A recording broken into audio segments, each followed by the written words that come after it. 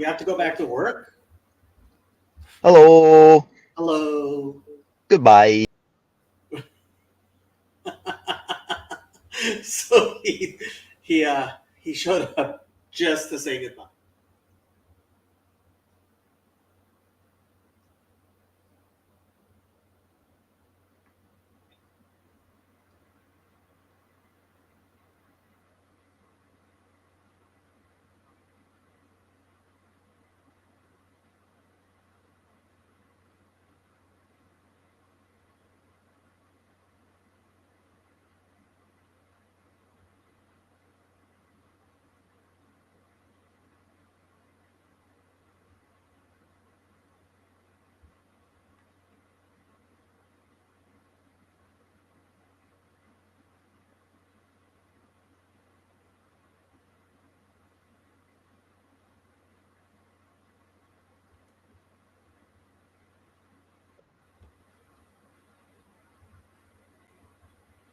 Hello, Kirk. Hello. How's your summer? Or I don't know if summer starts in Los Angeles. Yeah, summer's here. So how's your day going?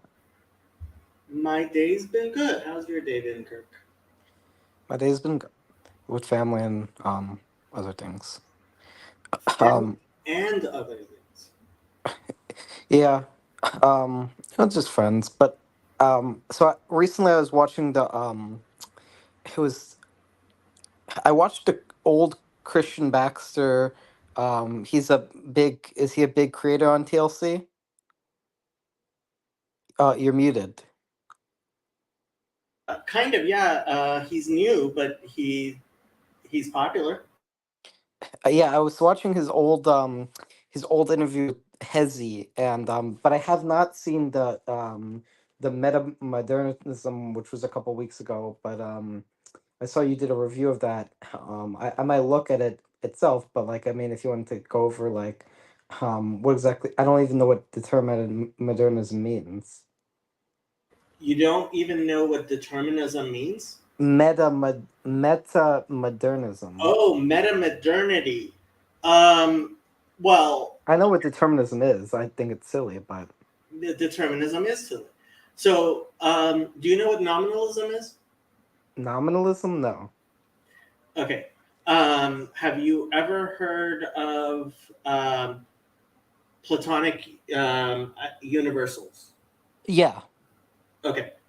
So, before the advent of nominalism, sometimes referred to as modernity, um, people believed that universals had a real existence. So this is a cup, right? Yeah. And there's this idea that there is a concept cup which also exists. And that's how we can recognize that this is a cup, is because there's such a thing as this universal concept cup, which this is an instant or hypostasis of. Okay? Yeah. Nominalism or modernity is the idea that names or universals don't actually exist. We just make up a name for them. And that has led many people and can lead to what's called reductive materialism, which is the idea that the only things that exist are those things which are material, right? That actually physically exist.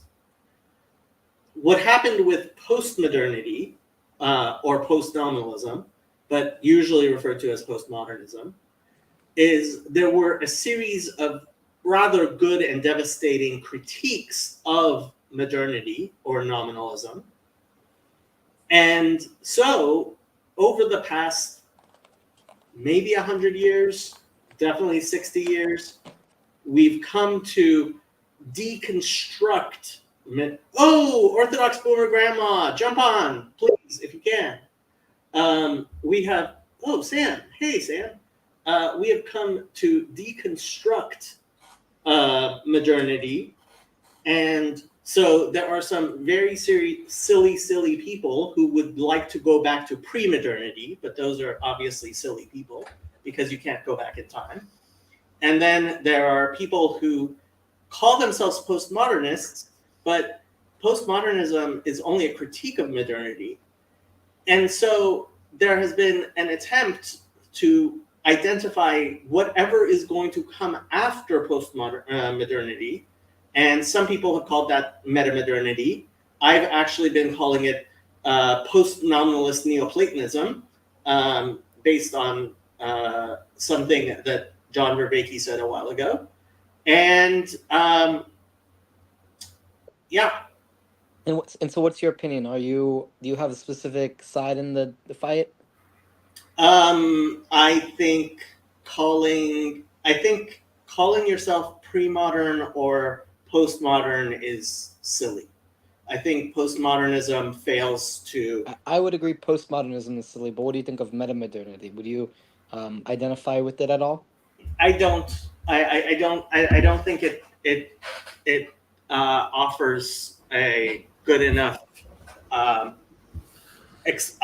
prefer post-Platonism, post-nominalist Neoplatonism. Okay. Hello, Lance. Hello, Sam. Hey, Jacob. Should I make a video about the stabbing of Bishop Marmari? Who's Bishop Marmari? Do you guys not know who this is? He's kind of a bit of a schismatic Orthodox.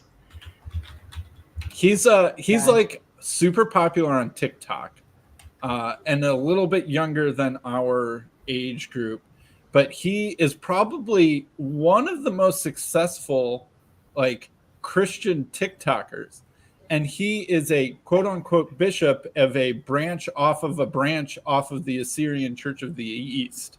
Yeah, and he is the bishop of a church that has approximately one church in its bishopric. He says very based things.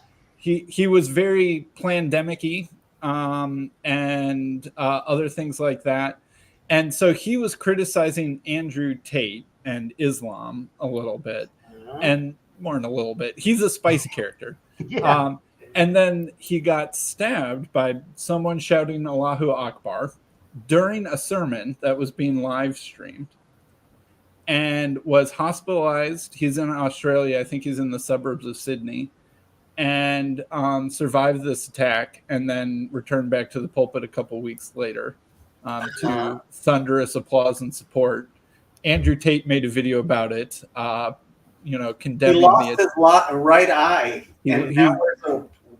He lost his right eye and literally did not return. Like Andrew Tate was calling on him to do eye for an eye in the most literal sense, and Bishop Marmari forgave his attacker and extended. Well, that was dumb.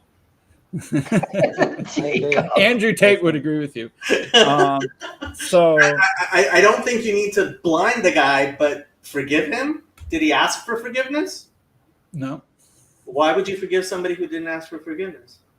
This is the ways of Jesus that are still confusing to Jews really? and Andrew Tate. Where does Jesus say forgive people who didn't ask for forgiveness? Because I would need a citation for that. Like the Sermon on the Mount multiple times. What? Forgive those who hate you and lie to you, and persecute you and say all kinds of evil against you falsely, right? Like, I mean, he seems to be implying that you're forgiving people who are in the active state of doing these things. I think that Christians have been. How about when Jesus was on the cross and he says, "Father, forgive them; they know not what they are doing." Oh, okay. Active, current participant. But they aren't asking for forgiveness from Jesus while he's up on the cross, and yet there he is forgiving them while they're crucifying him. And well, no, actually, at him. he didn't forgive them. He asked God to forgive them. Well, that's what he means when he says forgive. It means that he's we're saying, radical. Are we making an idol out of forgiveness, Jacob? I think Christians. So I'll go to the mattresses on that one. Neil Neil commented on my T-Grog video, and this is why you should resist not evil. Oh my God. Christians and their resist not evil drives me up a wall. Drives Andrew Tate up a wall too. Resist not evil. You know what? This actually happened on BOM once. Somebody was giving me that bullshit, and I said to her, "Give me all your money." So she actually wrote me a check for. We both know who that person was, Yes, we and do. we both know why that maybe you shouldn't I use was this in as that the position. example that I you're using. didn't for. cash the check, even though I could have. I didn't cash the check.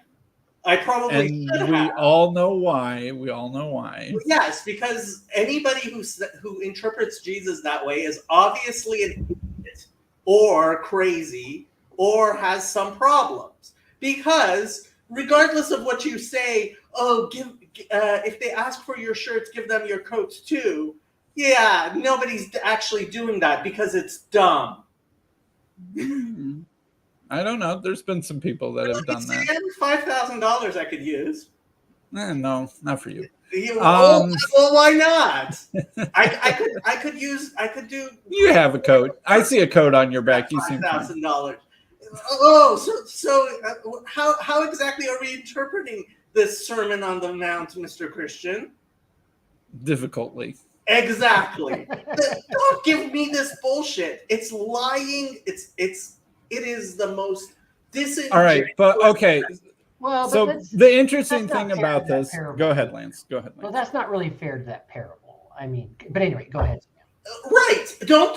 Okay. Hey, tell okay, me Jacob. you're not going to interpret it in the most idiotic, impossible way, and then we can keep on talking. But if you're going to tell me that that's what Jesus is saying, I'm sorry. So there's an interesting video that was on Patrick Betts David. Do you know who that Patrick Bet David? Yes, he's actually a Persian. Yes, he is a Persian. Persian Christian. Persian. I think he's half Persian, half Armenian, and I actually think he's Christian on his Armenian side. So I think he grew up. Yeah, in Iran, we call the word Armenian and Christian are actually synonymous. Co-referring. Yeah. Anyway, so he, had a debate with Jake Brancatella, that other guy whose name I always forget. Yeah, the Saudi metaphysician. Let me show my thing of Jake the Saudi. You just have these buttons ready to go. Anyway, and it was very much like this sort of thing, like, oh, Islam's prepared to stand up for itself. We've got macho self-confidence, and you Christians are just weak and blah, blah, blah, blah, blah, blah. But there's like this weird sort of, I don't know, what I want to do the video sort of thinking about like the weird contradictions and difficulties of like liberalism. And I mean liberalism in like the classical liberal sort of sense. And that this seems to be a difficulty that's especially poignant now because liberalism is sort of under attack from the left in the form of wokeness. It's sort of under attack. Did you see the thumbnail of this video? What video? This video that you're on. Did you see? Oh, yeah, it had Servetus. Yeah, that's why I come. You put the bat signal in a thing, and I will show up. I think you need to spend more time on the holy martyr Michael. It's coming. May God avenge his blood. I've been delayed by a couple other projects that I need to finish first. But I am planning to do a pretty serious, even more serious than I do with the Church Fathers, in-depth thing on Michael Servetus. I think once I get to 381 AD, I think, don't tell Hank yet, I haven't told him this yet, but I think the Church Fathers series might at least pause. Because I can't continue to do my Church Fathers series and do a Servetus series. That's competing with the same bandwidth in my schedule. Don't forget to say after each time you mention the holy martyr Michael Servetus, may God avenge his blood. And this is the thing: is that do you know what Michael Servetus's dying words were? He said, yes. Forgive them; they know not what they do. I thought he was forgive me. And then his last thing was Jesus, Son of the Eternal God, have Yes. mercy on me, a sinner, basically. Yes. He does the Jesus prayer, more or less, as his dying word. But he says, Son of the Eternal God, contrasting that with Eternal Son of God.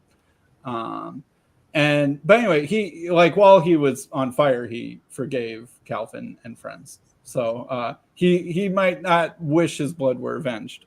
But the problem with liberalism is, what do you have with people who want to be inside liberalism only to cynically hope to come to control it and turn it against itself? And how does liberalism defend itself from this threat?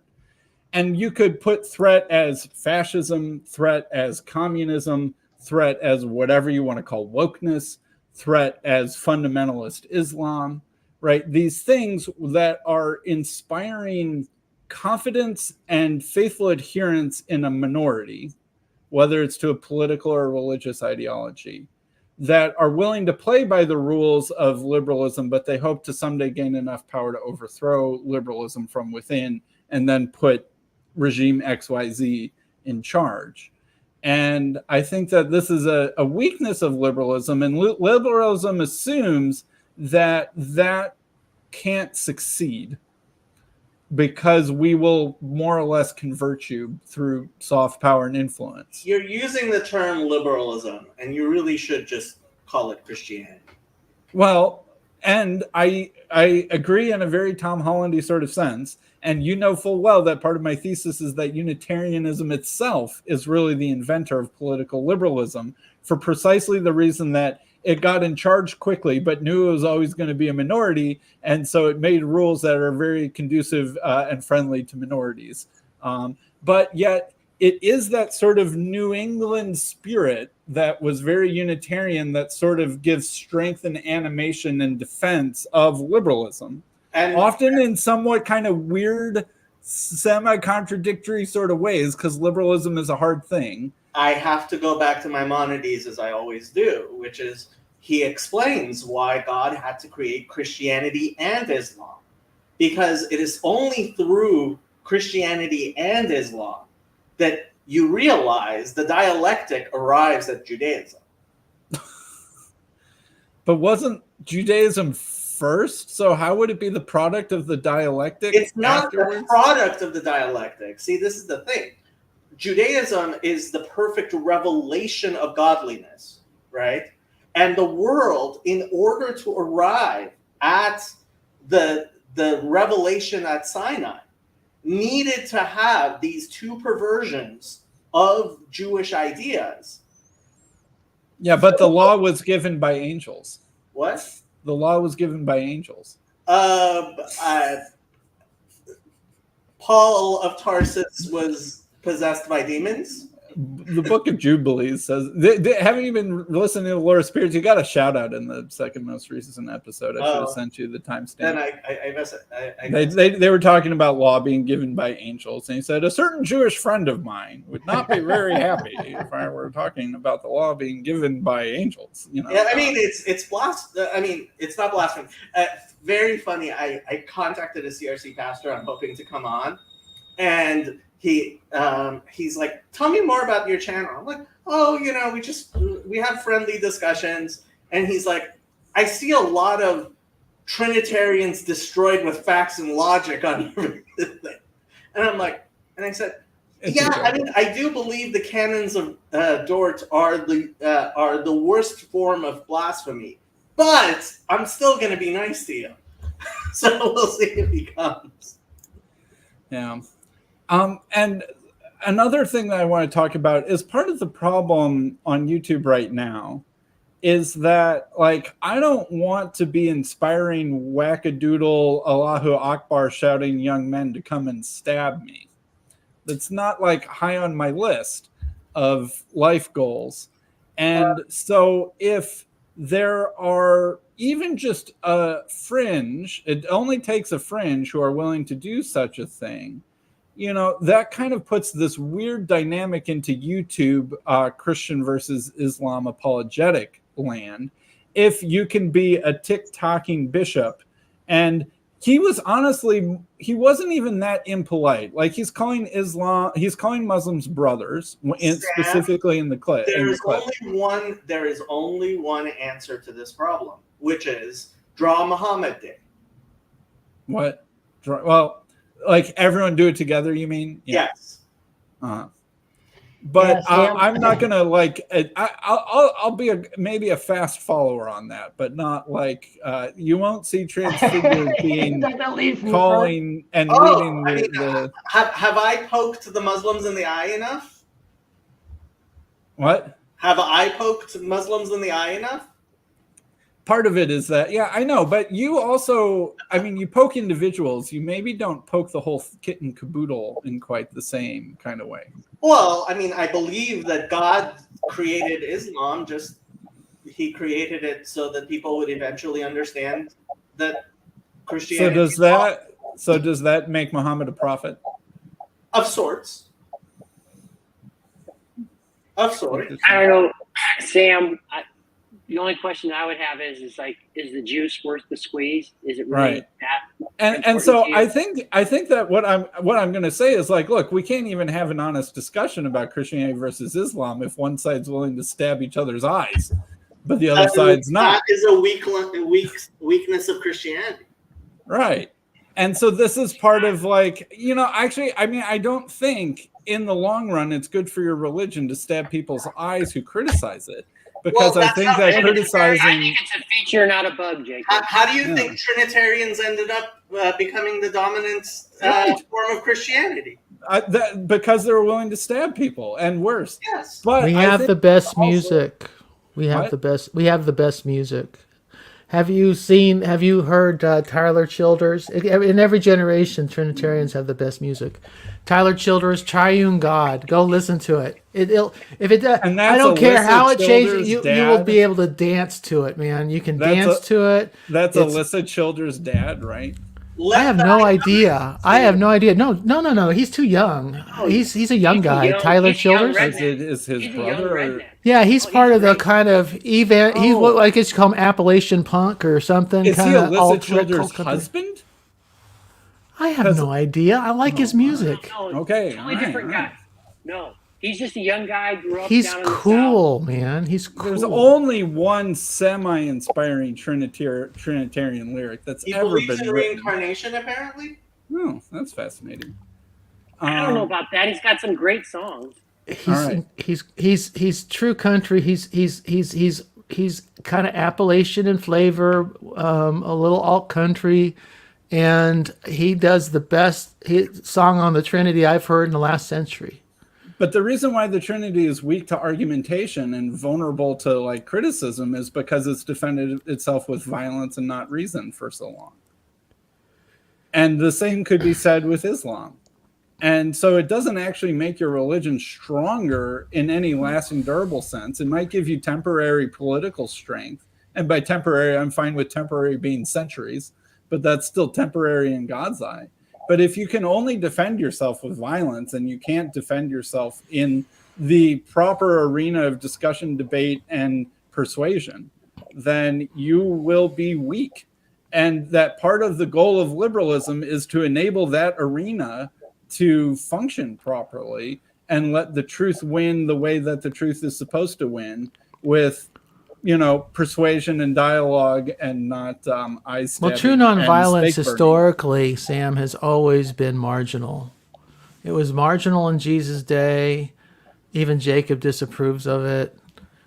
It But was I'm marginal. not arguing for strict, like hardcore Amish style pacifism. I don't think liberalism always has police and armies too, and in that way, it is a little bit. There's a little bit of a self-contradiction or a self-tension within. I can't square the circle. I can't square the circle between having a functional society that lives in a dangerous world and the example of Jesus as they're nailing him to the cross. Father, forgive them, for they don't know what they do. Or Saint Stephen, praying the same prayer. Go ahead, Lance. I can't Well, square the those are circle. That's all I'm saying. Well, I think those are two different things, right? individuals versus what communities and other things need to do.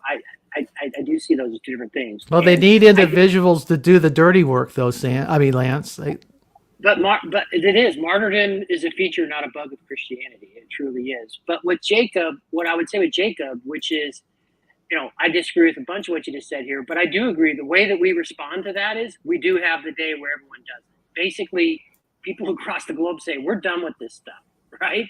Like, we're not going to have you guys freaking out over this.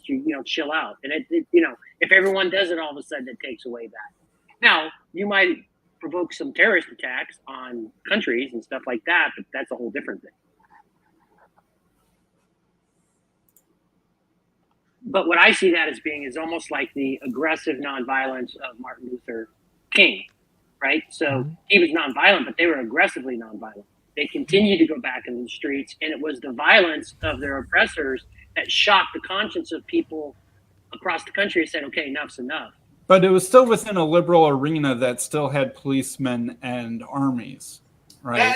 And it has to be done in a very particular way. And with an audience that is receptive to the example. Like, nonviolence requires a Christian audience to be persuasive.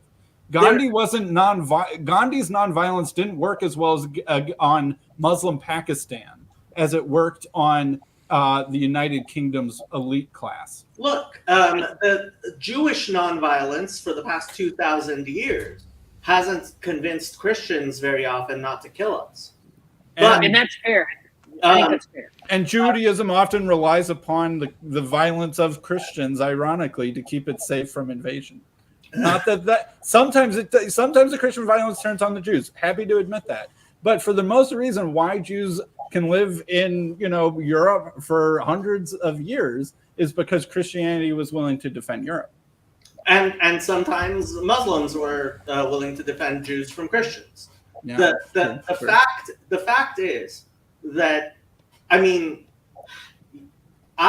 I read Jesus, I don't hear him saying the stupid things that Christians hear him saying. I hear him speaking a very Jewish ethos, right? Which I find all over my Bible, the Old Testament, which has elements of love those who hate you, love your enemies, and nonviolence in it, but it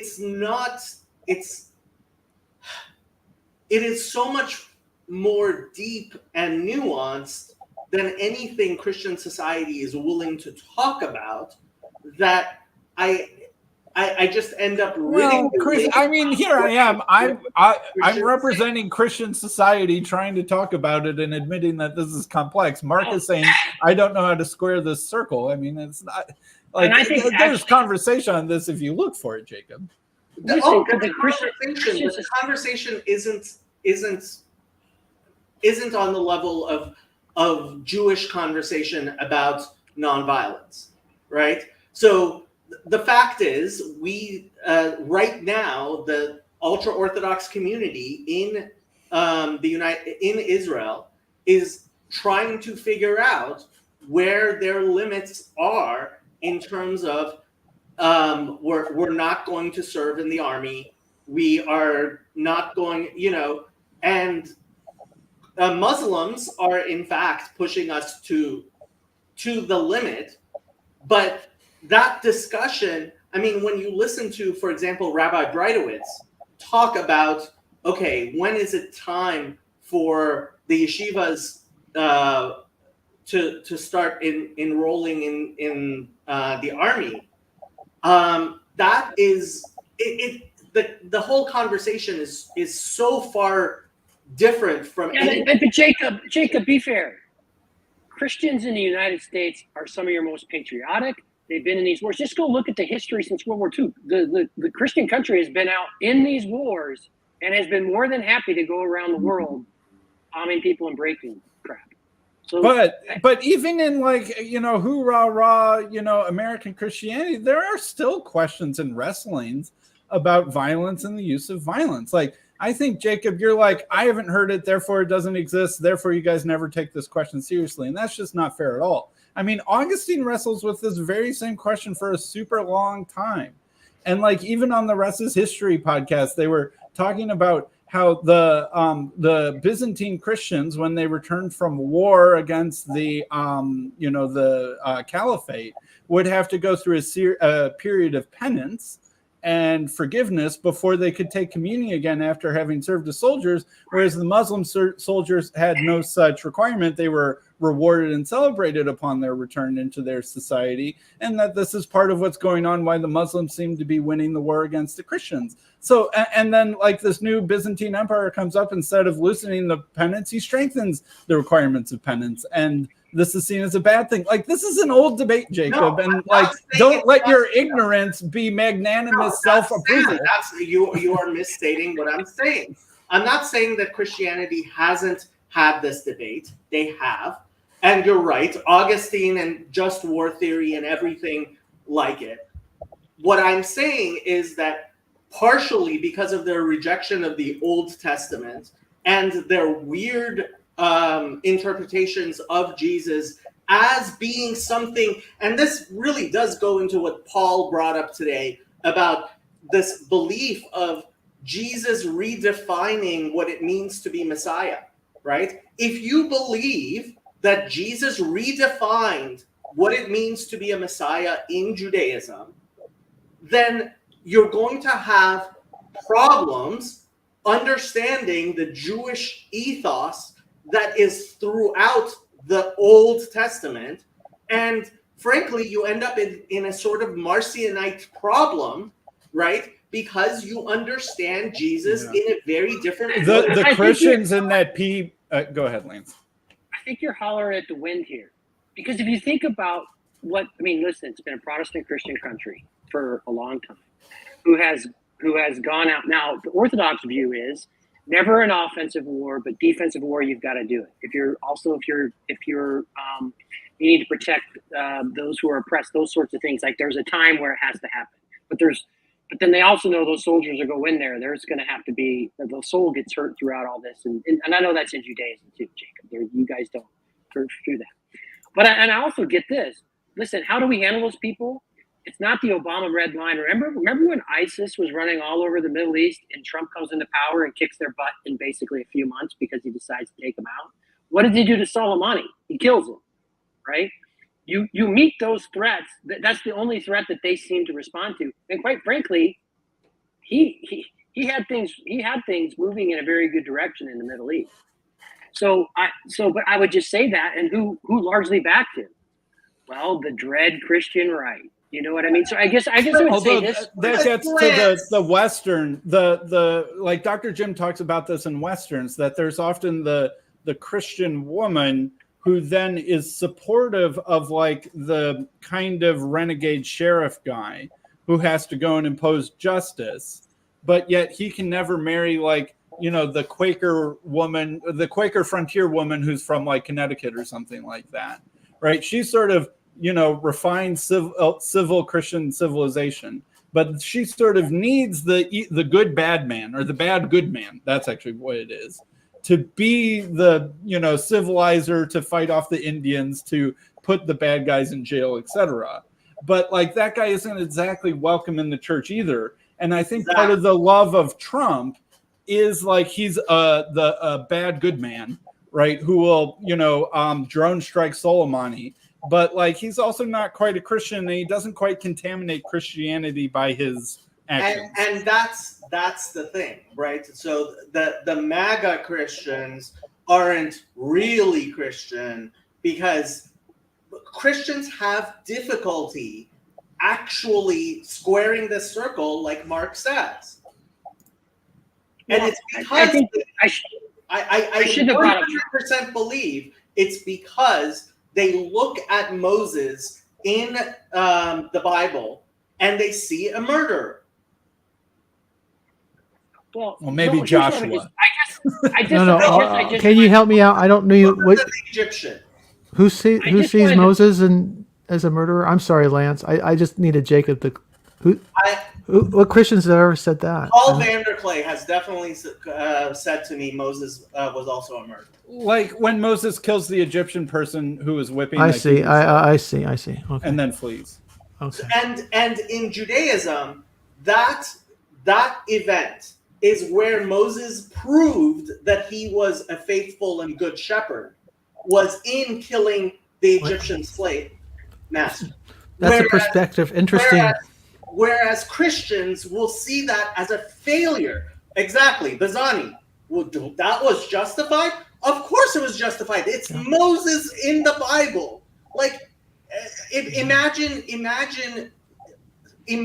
me saying, and Jesus was justified? If when Jesus called his mother that woman, was he justified? You know that in the language, it's just like saying mujer or madam or something like that. It's not a condescending word. It's so you mean you interpret everything in the Gospels to be praising of Jesus? I am so surprised. no, but like that. I mean, that's just a bad translation to say, "Oh, woman." It's like in Spanish, what do you call a lady? You know, mujer, right? So how do you translate mujer into English? You're woman, right? Completely missing the point. That was a bad example for your point. No, I think it's a great example but that's beside the point. The point is, Moses killing the Egyptian was Moses being a good person. How about Jesus calling the Syrophoenician a dog? Better example. If you like. When Jesus, when the Syrophoenician. Think that's misinterpreted, but that's beside the point. Okay. But like in that Patrick Betts David debate where there was 2 Muslims and 2 Christians, honestly, the Christians did a terrible job. But part of it is that like they would say Islam does evil, baddie, violent things like kill apostates, and then the Muslims would be like the Old Testament says to kill apostates too. And the Christians to stone someone who like tells you to start worshiping other gods. Oh, the Masons. Yeah, that's somebody who comes and seduces you. That's the evangelist. That's what about if he just leaves, he leaves. It's when he comes back and tries to turn you into a Trinitarian that you kill him. All right. But anyway, but the Christians were in this particular debate were like Old Testament, different, New Testament, good. And then like it was very Marcionite, and the Muslims were like, so is Jesus God? Well, yes, Jesus is God. First mistake. But then the subsequent mistake was, well, then did Jesus inspire the Old Testament too? And then waffle. Actually, Islam is really bad, like sort of thing. And there is this Marcionite tendency that people have when dealing with the Old Testament. There's lots of YouTube videos now about the genocide of, the Amaleks or something like that, right? And a lot of Christians basically, and for those who don't know what Marcionism is, Marcionism was the second century. They believe the New Testament, but not the Old Testament. They believe the New Testament God is not the same as Elohim. Right. The Old Testament God was the evil demiurge of Gnosticism. The New Testament God is a completely separate God. Old Testament was inspired by basically a devil, and the New Testament is a message from a completely different But deity. the problem I have with Muslims pointing to like Old Testament like writings to justify obviously atrocious nonsense is that like does any religious person honestly just take such a surface level reading of any book? I mean, like, it's not like Muslims have this have the same Masorah. It's not like they've gone through the dialectic that the rabbis in the Talmud did. It's just such simplistic, like Karaite thinking. But those particular Muslims in that debate were like, yes, it's okay to kill apostates, and yes, it's okay to kill your enemies in war, and et cetera, et cetera, et cetera. They're like, at least we believe our scriptures and believe the God who inspired our scriptures. You guys don't. But they actually understand how the Israelites or how the Jewish people historically interpreted that verse in the Old Testament. No, of course they didn't. Nor did the Christians who were trying to defend it. But Okay, did they it- understand how Christians interpret the Old Testament? Did they understand No, how Christians? yeah, but the particular Christians can, there is a Marcionite tendency to completely just try and turn off the Old Testament, and that's what Jacob's talking about. Yeah, well then maybe Christians need to learn how to interpret the Old Testament better. Maybe they need to Okay, visit so James. how would you recommend interpreting the order from God in the voice of God to not leave anyone alive, to kill all men, women, and children, and donkeys and camels as well? I mean, you can pick up the Talmud and it goes through all these recordings. I haven't, but you got a source for that. There are explanations and theological reasons. That was a little hand wavy, cool kid. A little well, hand- okay. So there is no commandment whatsoever in the 5 books of Moses to kill everybody. You're thinking of something in Samuel, and Correct. and first you have to start with there's the 3-part divisions, and Torah is the clearest of And then prophets and then writings Yes. is how David was explaining the other day on the Bible stream. But if it all right, here's the point that they're trying to do. Is it absolutely wrong to kill women and children in a offensive war? If you want to say yes, then you're going to have a mighty difficult time where God, even if it's not in the Torah, but even if it's like just a one-time action, you're going to have to say, why is it okay for that one-time action? only if you don't actually believe in prophets who receive direction from God, which in that direction, it is not a general thing. We have general principles which are given to man in the But does that one-time direction violate eternal principles? it doesn't violate them, but it's not according to them, because a prophet is a prophet. Yeah. So it's like a one-time allowance? It's a prophet. And now I have to look up Exodus 17. What? 17, 14. You can't compare when a God tells you to do something as an individual with like something being national or like eternally applicable. But if there is a global universal principle that says you shouldn't kill children and women in war, then God could never violate that eternal principle. And if he doesn't, God's all powerful. Well, okay. This really gets into God. Every rule has exceptions, including this one. And blotting out Amalek is a whole other thing, Donnie. Like, the fact is, it says, Milchama Havaya Amalek Dor. There will be an eternal fight between God and Amalek. So this idea that it was ever actually genocidal, like, this is not a practical thing. And trying to sound kind of Marcionite. Next 24-hour stream,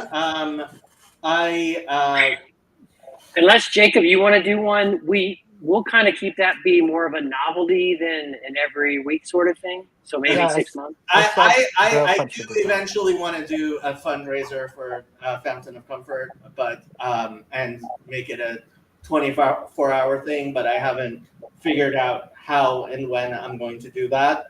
But it will be a fundraiser. And that's a psychology. Yes, it is a public resource for mental health. So Jacob, I think you're making a good point. And Cool Kid, I don't disagree. There are levels to this. What you do individually in terms of what you should or shouldn't do is very different than when we have nations and other sorts of things kind of being involved. I do want to put the point. I just was pushing back up against you, Jacob, which is kind of the Protestant Christianity in the United States has not been afraid to go to war, right? I'm just going to say that. That being said, I've become more very suspect of wanting to go to war the older I get, and we should do it very rarely. And then the other thing would be is like, so I don't disagree with you, Jacob, that could God speak something? Look at what he did to Job. I mean, are there times that God might move, but it's not as many times as we're going to war right now. I would just say this. And so those are like two different things. I mean, the Declaration of Independence was almost not signed by Pennsylvania, because the Quakers didn't want to sign something that would lead to war. And John Adams had to say, he had to do some lawyerly theologizing with them to say there's a difference between declaring independence and declaring war. And, just because that's the likely effect of what you're going to do doesn't mean that's your intended effect, and it doesn't mean it violates your pacifistic principles. He had to smooth the edges around Pennsylvania's objections because of their Quaker pacifism. And No doubt. And we've always had the folks. What was that great movie about the guy that wouldn't fight, but then he went and that hill where he saved all those people? Right. You're always going to have certain Christian, but gosh, America, we can look at all the wars we've been in. It's not as if we haven't been willing to go to war, right? And I think a lot of those were in response to great evil, and so I think that's there. Any of the soldiers that get put into war, I'm always behind them. They got nothing to do with it. They're doing, you know what I mean, like that. I hold the leaders responsible for that kind of stuff. I just have to remind everybody, Sunday is Father's Day, and I believe all of you have fathers. So make sure you do something nice for your father. No, I'm just waiting to be treated nicely as a father. I forgot I need to do something too. Yeah. Right. So I think there always a time and a place. I just think that those are always very difficult questions, and I think we play fast and at least too many times right now. We're playing very fast and loose with things, and I think we're using force more often than we should. But of course, we need to respond to protect the oppressed, and and I think someone here mentioned in chat, it made sense. It's like, you can do your nonviolence with the Mongols. Good luck with that. I mean, so you do have to know who you're up against, right? Well, and Lance, I think too, a Christian response might be something to, if you're facing, say, a Mongol horde that goes through and rapes all the women and murders the children of a neighboring village, and they're now coming down on your village. You still defend your village, but you don't. If in victory, you don't turn around and rape their women and kill their children. So that's how I would thread the needle of a Christian response to defense versus a worldly response. A worldly that's where the eye for an eye, I think, it's nuanced. It takes some thought, and the Christians have not always been what they should be, because there have been times when we've murdered and raped equal to our enemies. So I think the model should be, we'll defend, but don't mess with us. But on the other hand, we're not going to. We'll defend ourselves in a different way. Now, anyways, that's enough of that. I'm done. Well, one of the things I want to make sure is said is when October 7th happened, if you paid attention to anything Jacob started to talk about, whether it was on Twitter or whether it was on live streams, his immediate heart went to the children. He immediately thought about the children that were going to be on both sides, that were going to be harmed by these decisions and these actions by the adults. And so, I know you can say certain things that rile up certain people, but I mean, he showed his true colors right there. He didn't respond his immediate response wasn't out of rage or wanting retribution or anything. His immediate response was he was grieving because he knew the great suffering that was going to come to the children. Well, and think how hard it's been scrubbed probably from the internet at this point, but there was the early footage that came out of October 7th.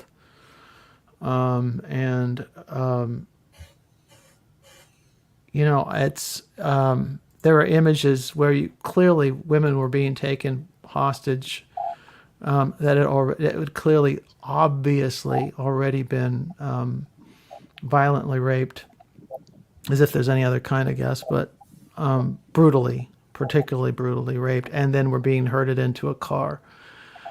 And the rage I felt, it just was like,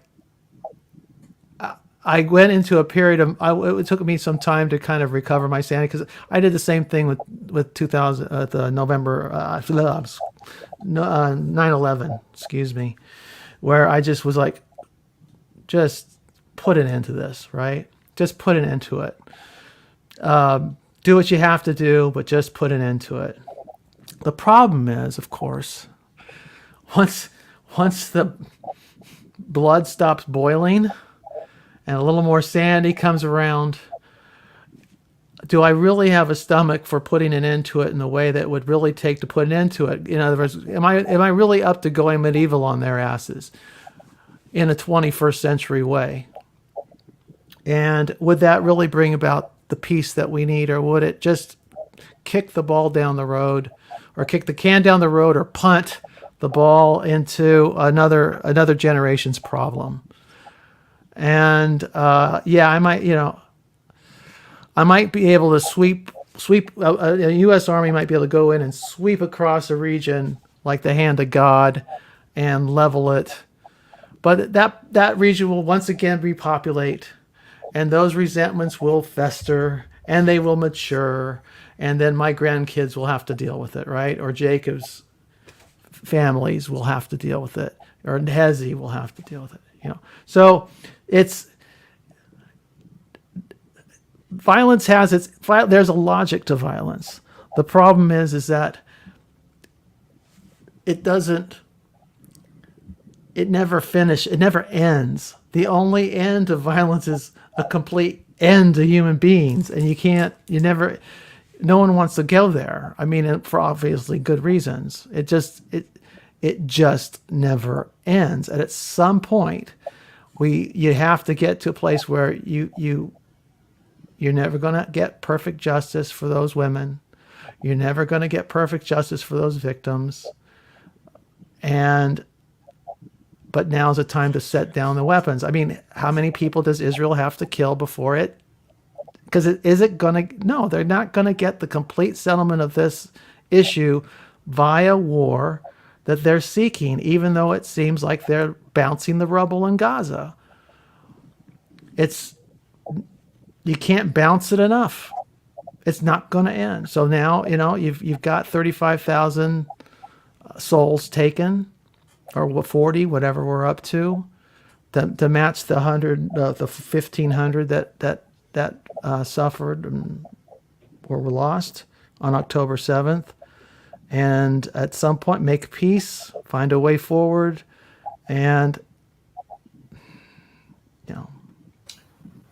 Okay, so part of the problem, I think, is people from the West do not understand that actually what is going on right now is the Palestinians, obviously, it's not just one person, right? And so there's many, but general Palestinian sentiment is, yeah, October 7th was worth it. And as long as the sentiment is October 7th was worth it, then Israel's going to have to continue making it not worth it. Well, the United States and Israel have to have a better response to Nakba. That whole it's not a common word in amongst the American population, but it is the Palestinian narrative that's equal to the Shoah in Israel. Mark, see, that's the thing. It's the Palestinian narrative. You're absolutely right. It's a narrative that you have heard that needs answering, though. That was made up for political reasons in the 60s. So I don't like getting into this. I don't want my channel to be the Zionism channel. But part of the problem is that there's a real situation where people in the West have no clue what they're talking about when they're talking about the Palestinian-Israeli situation. And seriously, no clue. Can I quickly interrupt? Sure. Maybe quietly because children are asleep and blah blah blah. Hey, I was going to say I got bullied a lot. That's not strictly true, but I had some difficult situations when I was a teenager, and there was one moment in my life that I said, if anyone starts on me ever again, I'm just gonna kill them. Just absolutely full on, whatever it takes, they're dead. And at that moment in my life, nobody tried me anymore. Nobody had a go at me. It was just stop. And there's something in that. And I just wanted to just add that. Look, the fact is, this is so. You guys know who Greg Horowitz is. He's Jordan Peterson's friend, who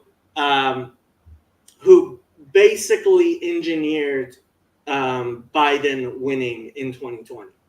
I seriously believe without Greg Horowitz, Biden would have lost in 2020.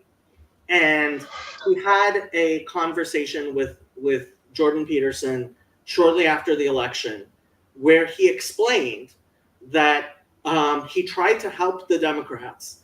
They could not accept his help, and he decided he was going to help them despite themselves. And when Putin attacked Ukraine, all I could do, I went and left a nasty message on Twitter for Greg Horowitz. Because Putin would never have attacked under Trump. There are people who are dead, many people who are dead, because of the weak policies of Trump, of Biden and Obama. And this is a lesson which too many people have failed to learn over and over again, when Margaret Thatcher and Ronald Reagan and everybody else who has explained quite well, if you cannot understand that the way to encourage tyrants and bullies is to be weak, I'm sorry, you're just not living in our world. And Ronald Reagan won the Cold War. That was a good thing. I would say the United States won the Cold War. Reagan, Ronald Reagan won the Cold War. Carter did not. That is correct. it would seem that we lost the resulting peace, or we're losing it. Well, you might say Solzhenitsyn did. Sam, that was you? That was you? I was looking down. No, Michael said that Oh, Michael. about Solzhenitsyn, which is a insightful comment. Yeah, that's a good It point. is. And you know what? If you haven't listened to Solzhenitsyn's Harvard speech, oh my God, please. This was I forget what year it was. Maybe it was in the 70s. 79, I think. It was late 70s. Yeah. The man, I had to read it in a poli-sci class. prophet. The man was a prophet. So like leading up to Solzhenitsyn, right, is the sacrifice of many lives, right? Like it took a lot of innocent lives, or relatively innocent lives, to be lost in order to get to the point where the truth could culminate and be spoken and conquer that, right? Like I think it's a really like Jovian model, right? Which Peugeot would point out some holes in it, but I think that's the Christian assertion too. Right? So I was a Marine, like I was an evangelical white kid from the Midwest, joining the Marine Corps in the early 2000s, right? At watching 9/11 play on the TV in like late middle school, early high school, right? I joined in like 2003. I'm in. So here's this Protestant, Pentecostal, evangelical, Western Christianity thing that's absolutely not afraid to go fight. But I think that the Tom Holland assertion is something like the genuine Christian roots at the core of that are pulling their conscience back, and that any engagement in war is actually in contrast and to miss the mark. How do we maintain a space where you can criticize other people's religions, you can have a Muhammad cartoon contest, you can, criticize the doctrine of whatever, and that we can do this without resorting to violence, but that we aren't vulnerable to the problem of the internal cynical use of liberalism to squash liberalism, like I kind of brought up earlier, where some sort of movement like communism, right, was sort of like the main thing that America had to deal with, where it kind of was, there was the scary thing that was trying to come up inside democracy and then to subvert democracy was communism. And we forget about how real that really was. Solzhenitsyn knows how real that was. And America, like when I was elected to the school board, I had to sign something that says I wasn't a communist. Still, in 2022, I had to sign, I have never been a part of the Communist Party. When I put on the books in the 50s. Citizen, I had, in order to become a citizen, I had to say I was not a member of the Communist Party, and I appreciate that. Now let's imagine if I had to say I wasn't a Muslim. Right. Or I'm the sort of Muslim that doesn't believe in a caliphate or something like that. Right. Or I do not hope for there to be a Muslim regime that slowly takes over the United States and enforces Sharia law. Well, the anti-communist loyalty oaths were controversial enough, and they didn't involve religion or the First Amendment. I mean, I do think the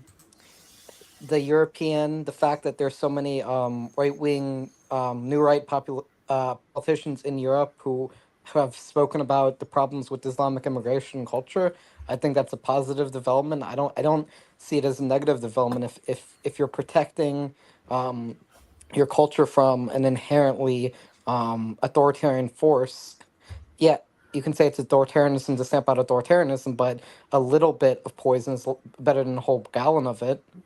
Yeah, but as soon as you start saying when you can and can't use poison, then you're leaving open the door for someone who's going to be in charge and says, I have a really good idea of how to use this poison, and there's precedent for me to use it. Okay, but would you rather live in an Islamic caliphate, or would you rather just live in a world where one family who happens to be Muslim who would otherwise be innocent if you would be denied? Create a liberal society that has tools that break its own principles to prevent Islamic caliphates, you might leave the door open to something different and worse. You have to start with deontological principles, or you're really going to end up messing yourself up. So the a reign of that kind can't go on forever, is at least the train of thought that I'm coming from, right?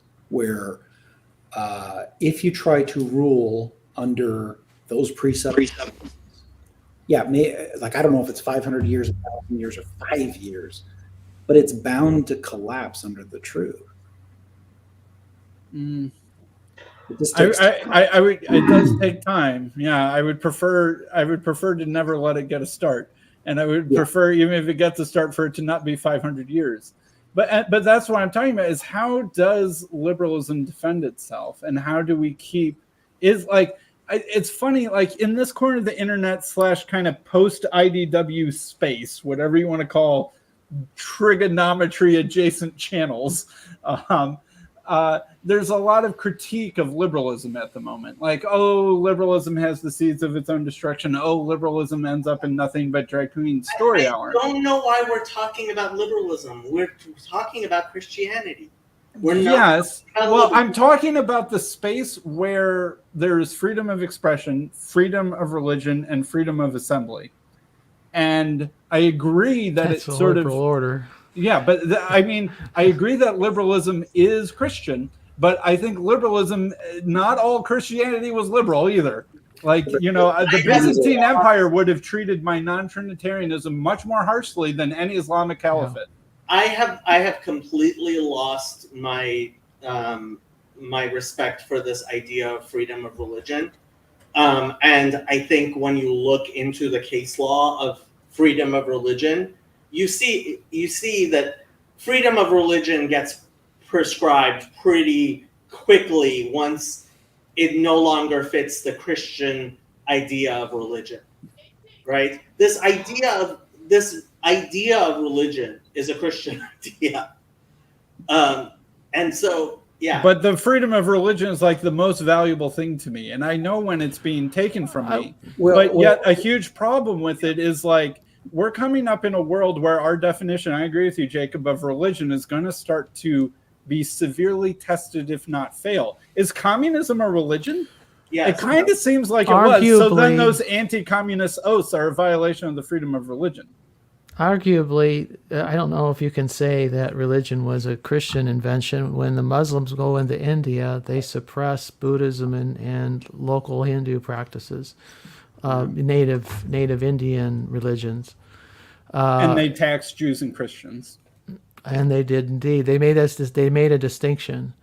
It's that making of distinction that is I suppose, is the invention of religion as a category. And that goes.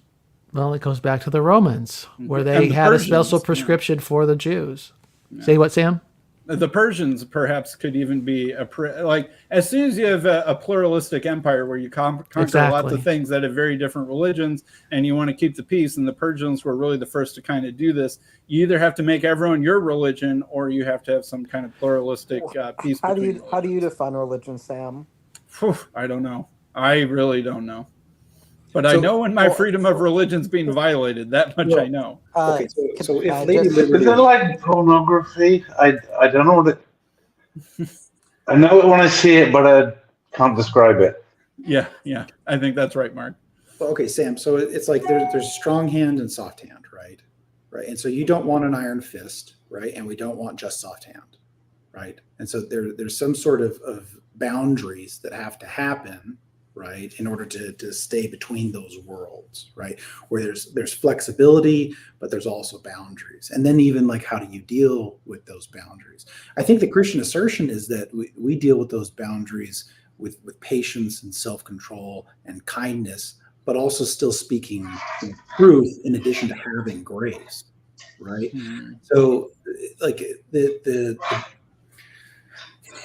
if it's not going to end up authoritarian, right, then there has to be grace to let it go flexible. But we also can't put Lady Liberty above the Father, right? Otherwise, we're ultimately uniting under. And I think this is what's happened to the West is that statue is effectively the god of this principality.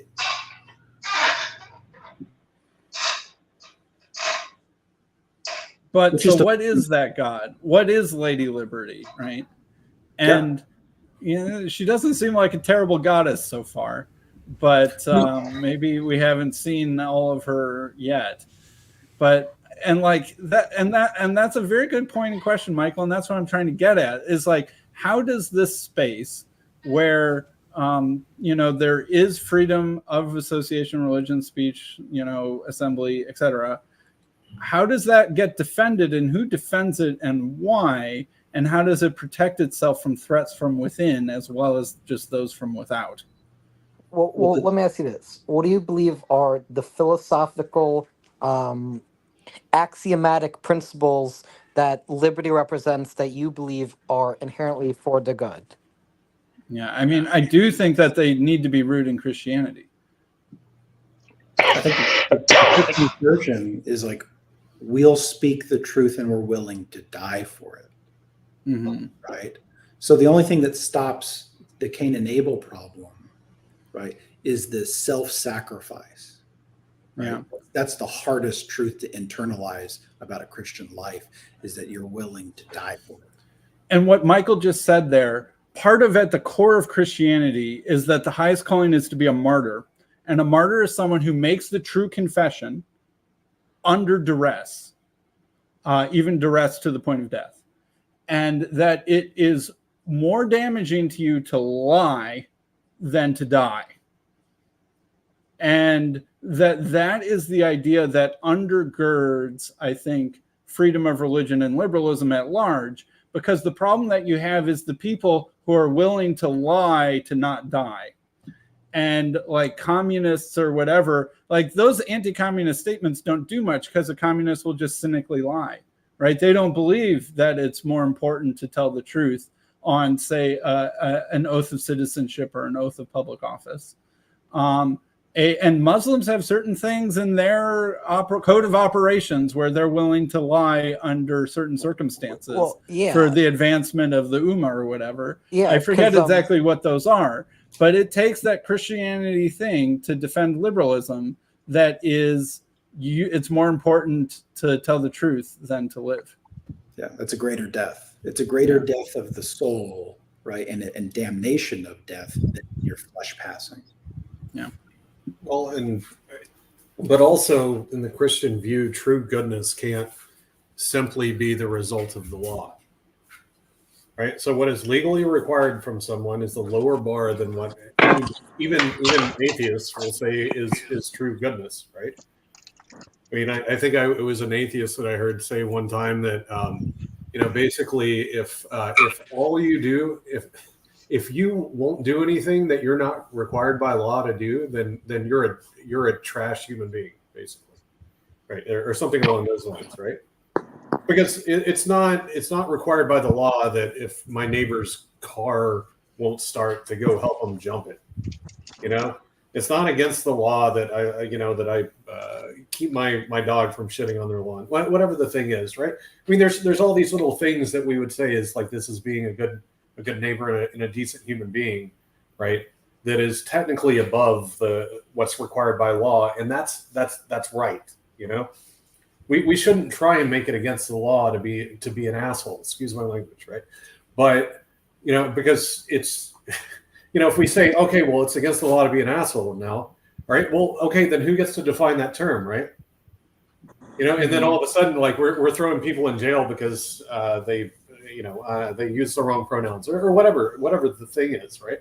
So there's always been this issue of there's the what's required by force of law, right, versus some other aim that goes beyond that to what we would say is good and true and right. And that's also one of the other just the things that's difficult about this conversation, because at the end of the day, either you have anarchy, you have limited government, or you have totalitarianism, right? Or you're moving somewhere in between one of those, right? And to me, I think limited government is like there should be a limited scope for government. It shouldn't try and be God to people, right? Well, I think you first have to contend with the nature of law, right, and nomos and way, right? Because if you don't start there, then you don't understand the foundations of why there's anything on the books to begin with. So then, look, a father punishing his children and going, okay, you broke the rule, you got to go sit in the corner. Now it's patriarchal, right? And to that kid in that moment, it feels tyrannical, right? But maybe he's trying to teach him that, hey, no, really, you can't get close to the stove because there's a worse consequence that could hit you of a burnt, maimed hand, right? So there's a straight and narrow path on that, but it is hard to balance. Yeah, I was wondering if we could take a strike at this on the level of censorship. Going back to the thing that summoned me here was the lovely topic of Rome and the tensions between empires and how that filters down or Reaganomically trickles down perhaps into the world of the inside not the bank, but inside a different temple altogether, so to speak. How many times a day do you think about Rome, RJ? Recently it's really been not at all. This is what that got me excited. But like it used to be on the reg. I've been playing Assassin's Creed Odyssey, so it's been the Greeks for me recently. But censorship is almost as hard to get your hands around and not break the glass, as it were, as it is the money. And in their times, it's like literally they'd shave coins and stuff, and that's got a whole other metaphorical sense to it. So I just wanted to pop the topic of censorship, yeah. Okay, I have to interrupt this with Israel is using trebuchets. I did see just that. thought this was Talk about going Doesn't medieval. seem on very somebody. accurate. Well, That's more Middle Earth than Middle East. so what they're doing is they are setting fire to brush around the defensive wall in the north, and apparently a trebuchet was the way to get that done. And I just thought, What about like a napalm, missile? But whatever. Well, the North Koreans are flying balloons of trash back and forth.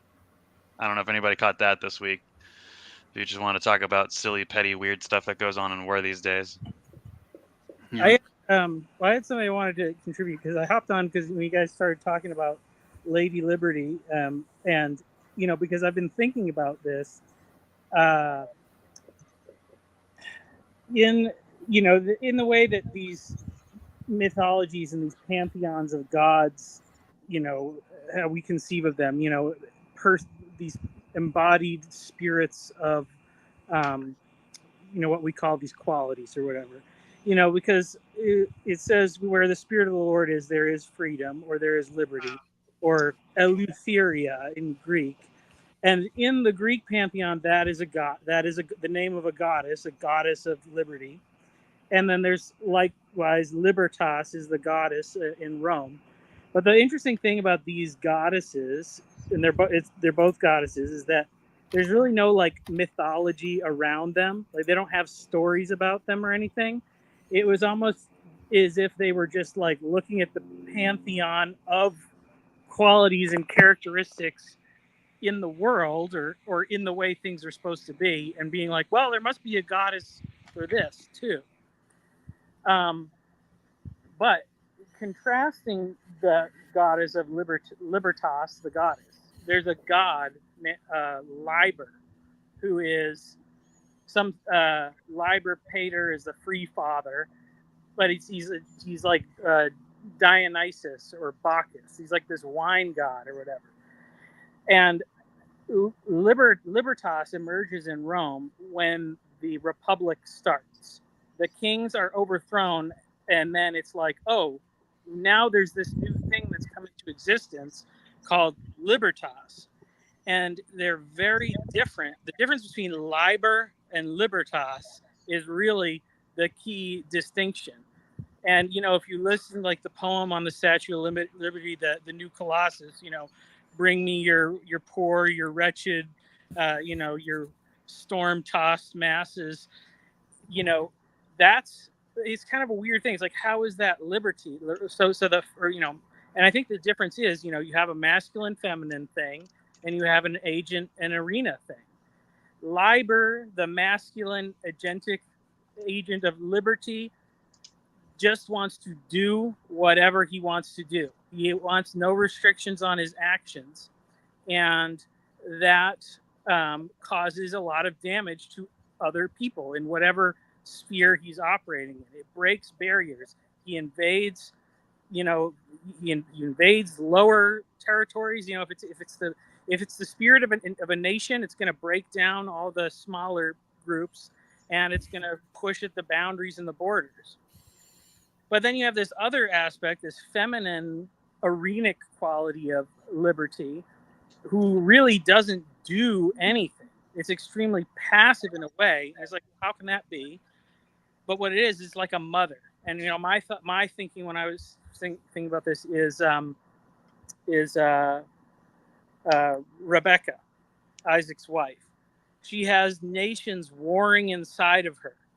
What is keeping that war from spilling out is she is giving them the liberty to fight or whatever by absorbing those blows. And so I think that is, I guess you could say, why it's a very difficult thing to maintain. I think we have strayed far from it. Like, I think America has very much mistaken liber for libertas, but that's the thing you're supposed to be. But it does require protection of those weaker. You use your agency force to create a space that allows for people to grow, to make mistakes, to have the freedom to run around and do stupid stuff, but you absorb the damage into yourself. That was my speech. Yeah, well, I think Christians try to talk about this in like it's not freedom to do what you want. It's freedom from the passions, right? Like it's to no longer be under the bondage of these temptations. Your alcoholism doesn't have you anymore because you've been transformed through spiritual 12th step, right? Yeah. I think you need to put your puppy on the stream. We need to see Puppy. Hi, Puppy. So, Christian, you've been quiet. I'm just listening and hanging out, but freedom. I mean, Michael, not Sartori's comment, and even kind of this. This touches on kind of the Tom Holland thesis thing that's floating around a lot. Is the American value, the Western value of liberty, and we see that taken to what we think is maybe the extremes. Who knows how much more it has left? Maybe more, but and what's that? Oh, there's more. And so, yeah, the freedom doesn't come from getting to do whatever your passions or whatever are. Freedom comes from limiting your choices and going after something more valuable than the freedom in and of itself. I think the word people have started using a lot, which I think really is what means freedom, is agency. So being the alcoholic drug addict on the street corner here, that's not freedom. Of course it's not, but that's actually, that's the telos. But that's also it's an inversion. This might be redundant, but I think we're striking on the language of freedom from and freedom to, which goes all the way down into the positivist versus natural rights conversation, to track back to some of the other earlier conversation about what's going on in the world. But I like where we're at, but I just wanted to raise that terminology. Yeah, well, that's the thing, is that you can't. It's paradoxical.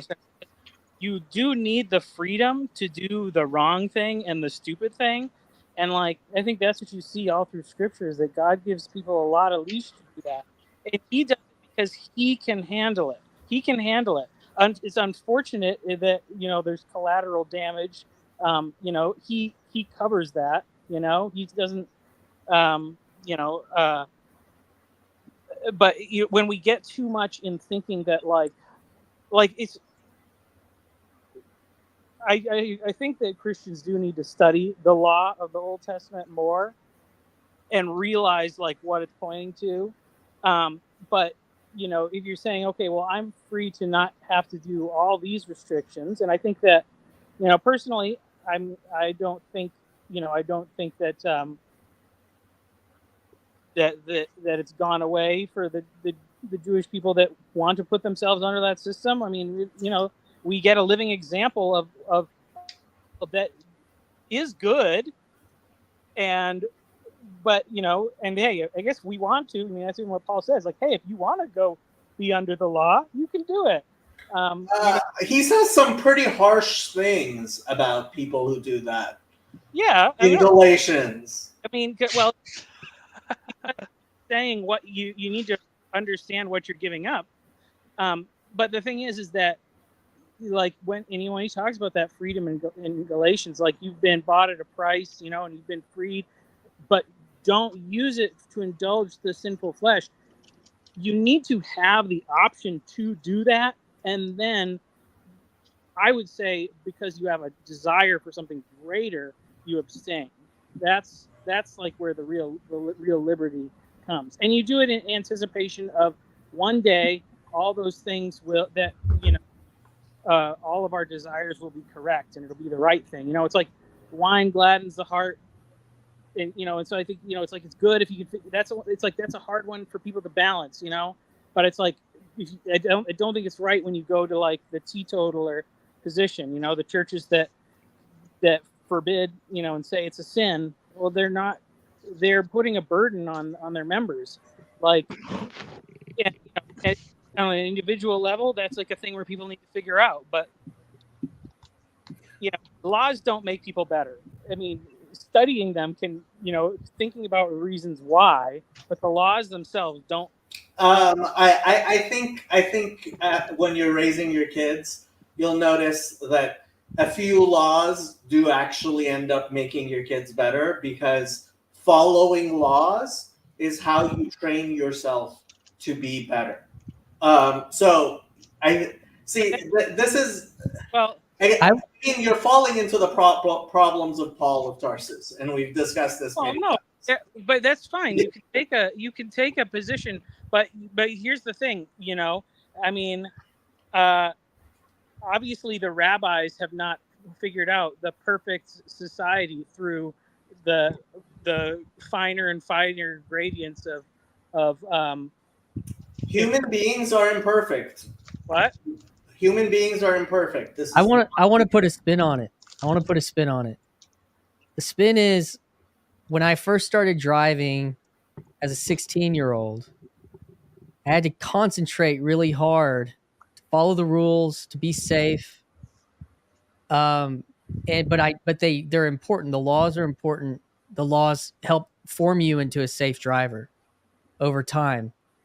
And after driving for a long time, it's developing healthy rhythms, healthy disciplines, healthy patterns and I think it's the perspective on what we think about the laws versus what the laws are doing to us.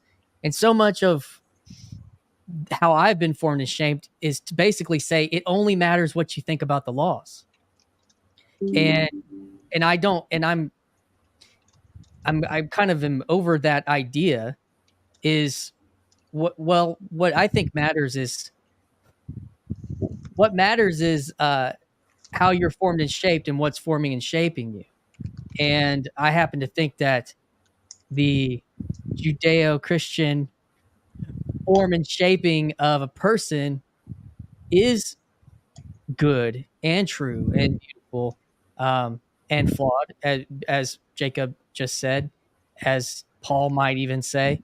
But like, I think that whenever you have these boundaries, when you have these, and then you can do life without thinking. Then you can become a driver, and you're not even thinking about the laws, because you disciplined yourself. You practice your driving, your faith, and it's not something that you're thinking about as much. But every now and then you need to be reminded of those things. The end. Maybe I was that boring, but upstaged by the rabbit. Animals embody the rabbit. I was listening. Look, I mean, we can get into the whole thing with Paul or not Paul. Yeah. There are certainly interpretations of Paul. Father Stephen DeYoung, for example, will give you a Paul within Judaism understanding of Paul, which tries very hard. And maybe people are become convinced that Paul isn't the agent of Satan. I think he is. Now, Well, that, I don't agree with that. that's not a fight I'm going to have with people and try to convince them that Paul says what I read when I read his writings. But the fact is, for 2,000 years, Christianity has very, very much been under this idea of the law is bad. And they got that from Paul. And I don't understand how you read Psalm 119 and end up with that. It's not But bad. most Christians don't read Psalm 119. Most not bad. It's Western the only way Christians, like Protestants, I even have hidden your word in my heart, oh God, that I might not sin Yeah, against you. it's the only way you know you're a sinner. Yeah. Like, you know, which But is Jacob, I mean, we have to acknowledge the 2,000 years, right? There's a lot of different peoples under that, right? With a lot of different types of understandings. You and I have both read it through the lens of like a Western Christian, mindset. That's most Christians, Michael. It is, but truth is not determined by democracy, right? And I keep on telling Father Stephen, I hope that he convinces all of the Christians. But again, like, I'm not going to get into this thing of trying to convince Christians that their reading of Paul is wrong. What I will say, though, and the funny thing is, Father Stephen often brings me up as the person who says, okay, if that's your reading of Paul, Paul is an agent of Satan. And that is something I will definitely defend. I'm not going to tell you how to read Paul. But the Paul that Western Christianity presents to me is an agent of Satan. Can I pipe in a little bit? Paul's demonic or lack thereof nature aside for the moment. I'm reading chat a little bit. I think there's a question that's being hit on about forgiveness and re-unfolding and coming back to being able to have a conversation around the things that we actually agree on, and going back to a little bit older part of the conversation about, two brothers in the womb. The strongest fights are between the closest similarities. And that's something that seems to be not perennial is not the right word, but it's a dynamical thing perhaps. And in as much as there's been nods to what's going on in the world right now, a raconteur certainly needs to happen, and the focus on the ceasefireism and the game theoryism and playing with people's lives as chits. I don't think Paul, demon or not demon, I think Demon Paul would agree with Angel Paul that that's not exactly what he was looking to accomplish, or I think anyone in the Abrahamic authority lineage would be really looking to accomplish. So I'm just wondering, where's the fruitfulness here? What is it that we're going to get out of figuring out how to call freedom in English that's going to allow us to see each other eye to eye in your thoughts, guys? Well, I mean, now you're hitting on the whole reason my channel is what it is. That's what I was going to say. Which is Zephaniah 3:9. I've been trying to get Christians to learn Hebrew because I don't think I can try to learn Hebrew. My favorite letter is Yod. And that's I mean, my channel started just me teaching biblical Hebrew. And I am perfectly willing to go back to that because I would much rather be talking about the meaning of Cherut, which is liberty, right? Than I would liberty, because ultimately, I think it does go back to the fact that we're not using the same vocabulary, we're not using the same language, and as long as you're dealing in translation, right? How can I even like, you're dealing with somebody who read the Hebrew, translated it based on their Christian lens, and then you expect me to be able to explain to you my exegesis, right? It doesn't work. It's not a workable model. Yeah, but Jacob, we really want you to go through the Greek. Well, Hey, we have Greek Bible study on this channel. Nobody here knows Greek either. It's all Greek to me, guys. Hodaka, Ehe, Aye. That's about as far as I get on. It's been a long time. I took a year of Hebrew. That was Hebrew? I thought you were doing Greek. No. Ahe, Hoda. No. Maybe. I mean, it's terrible. It's Arkansas Hebrew. Apparently. I have no idea what you're The only trying thing I remember from Greek was Ahmed Eddie Usi or something like that. I don't Jacob, know. Sherry was pushing really hard on getting us to talk about Viktor Frankl. Yeah, I like that topic. Sherry, The only thing I can tell you about Viktor Frankl is my story of the Rebbe and Viktor Frankl. Please tell it. So the Rebbe, who died in 1994, and before he died in 1994, many people I am still close with believed he was the candidate to be the Messiah. And unfortunately, there are still Jews who believe he's a candidate to be the Messiah. So the Rebbe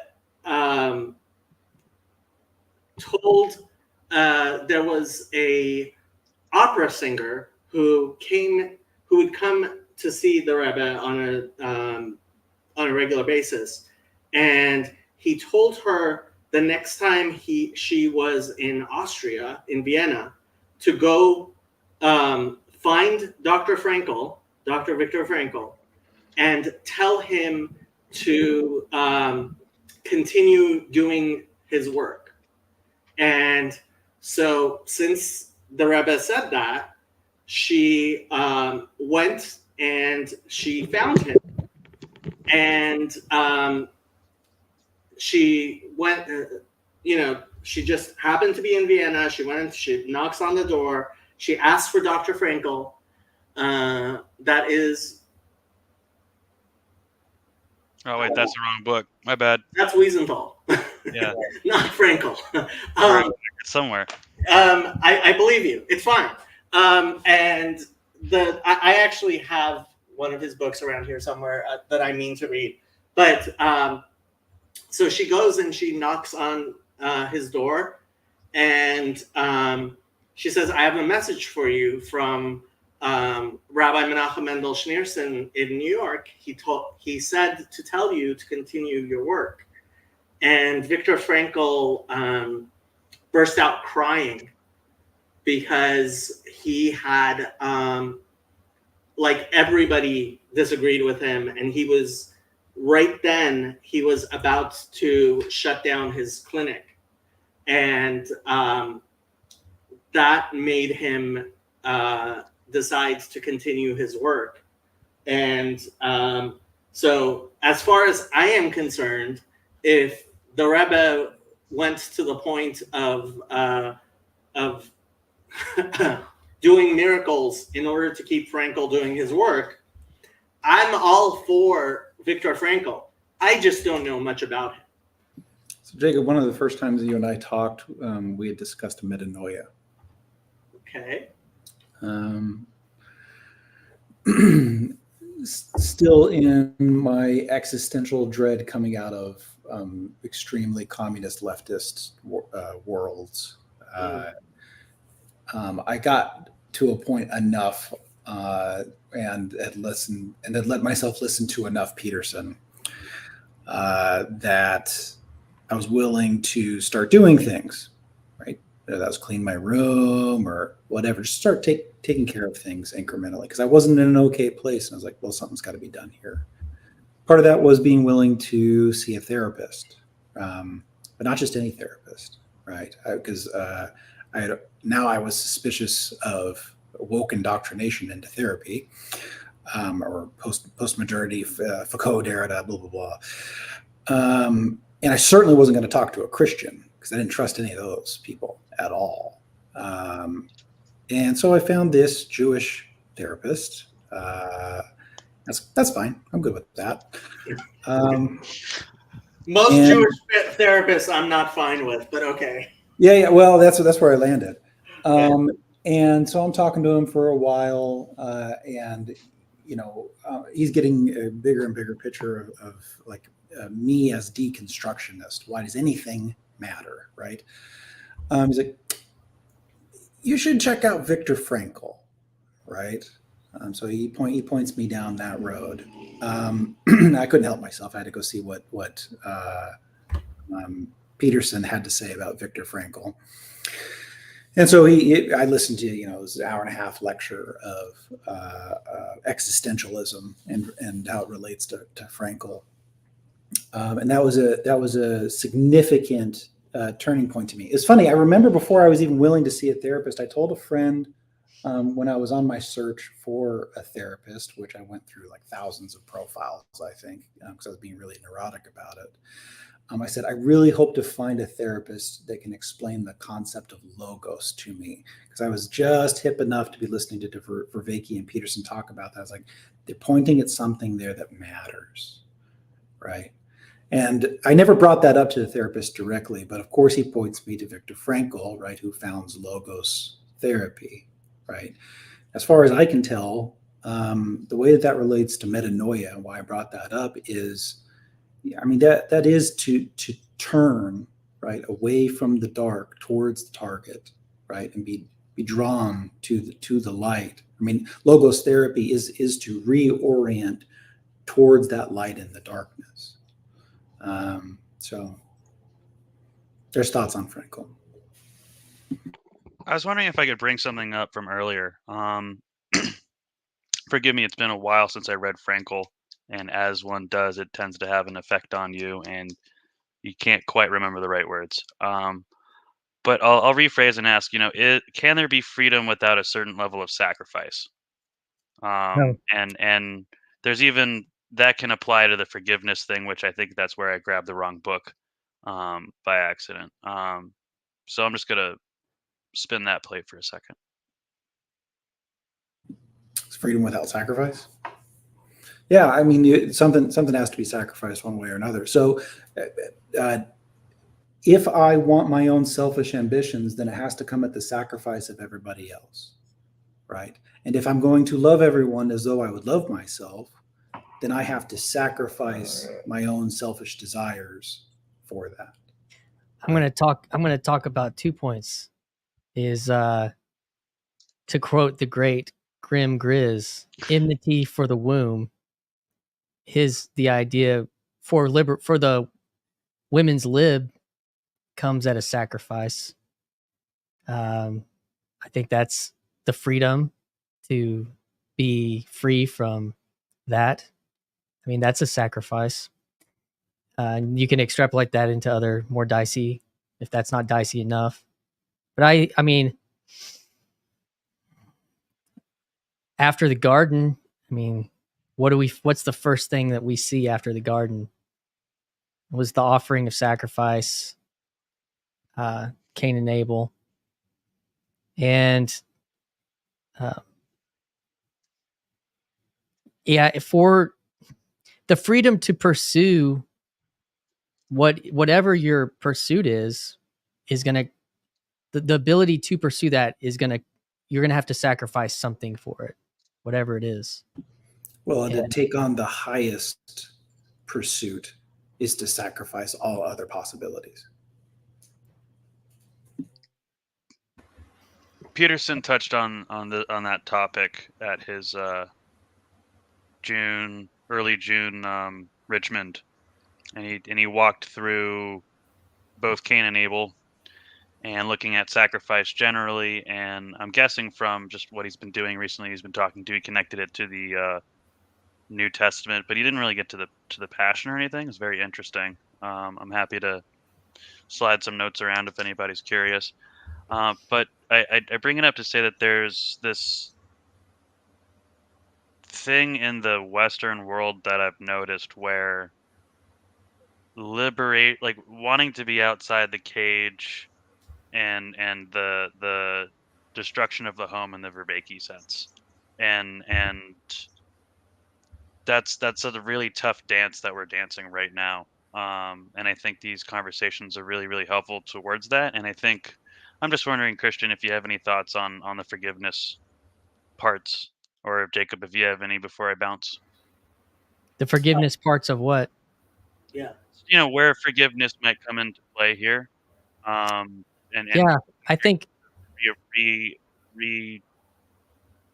reapproaching how we deal with freedom and liberty and the conversation around it. I think forgiveness forgiveness may lead to some fruitfulness in that conversation. And I haven't seen it particularly anywhere outside this space, which is why I'm bringing it up now. Forgiveness in sacrifice. Well, I'll say one of the things that I used to not quote at Christians because it doesn't come from the Bible is by the measure that you judge, so will you be judged.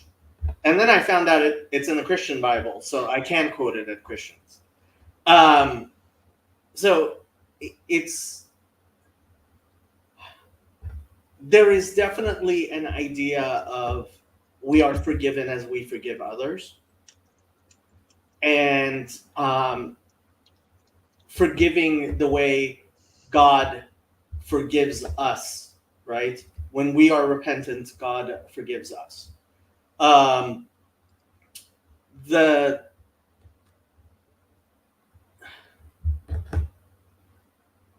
thing I have is there is a point at which you are being a doormat.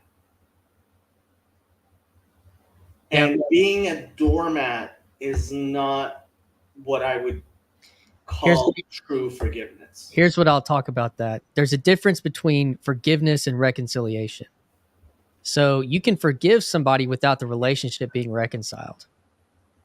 So a lot of times, though, Christians or, in this space will say, no, I've got to forgive the narcissist. And what will the narcissist do? They will abuse you. And so, well, what do you do in that situation? Do you just keep turning the other cheek and just allow yourself, I think that you, sometimes you have to remove yourself from a relationship. And so, but you still, I think, are called to forgive that person. But the forgiveness doesn't necessarily mean that there has to be relational reconciliation here on earth.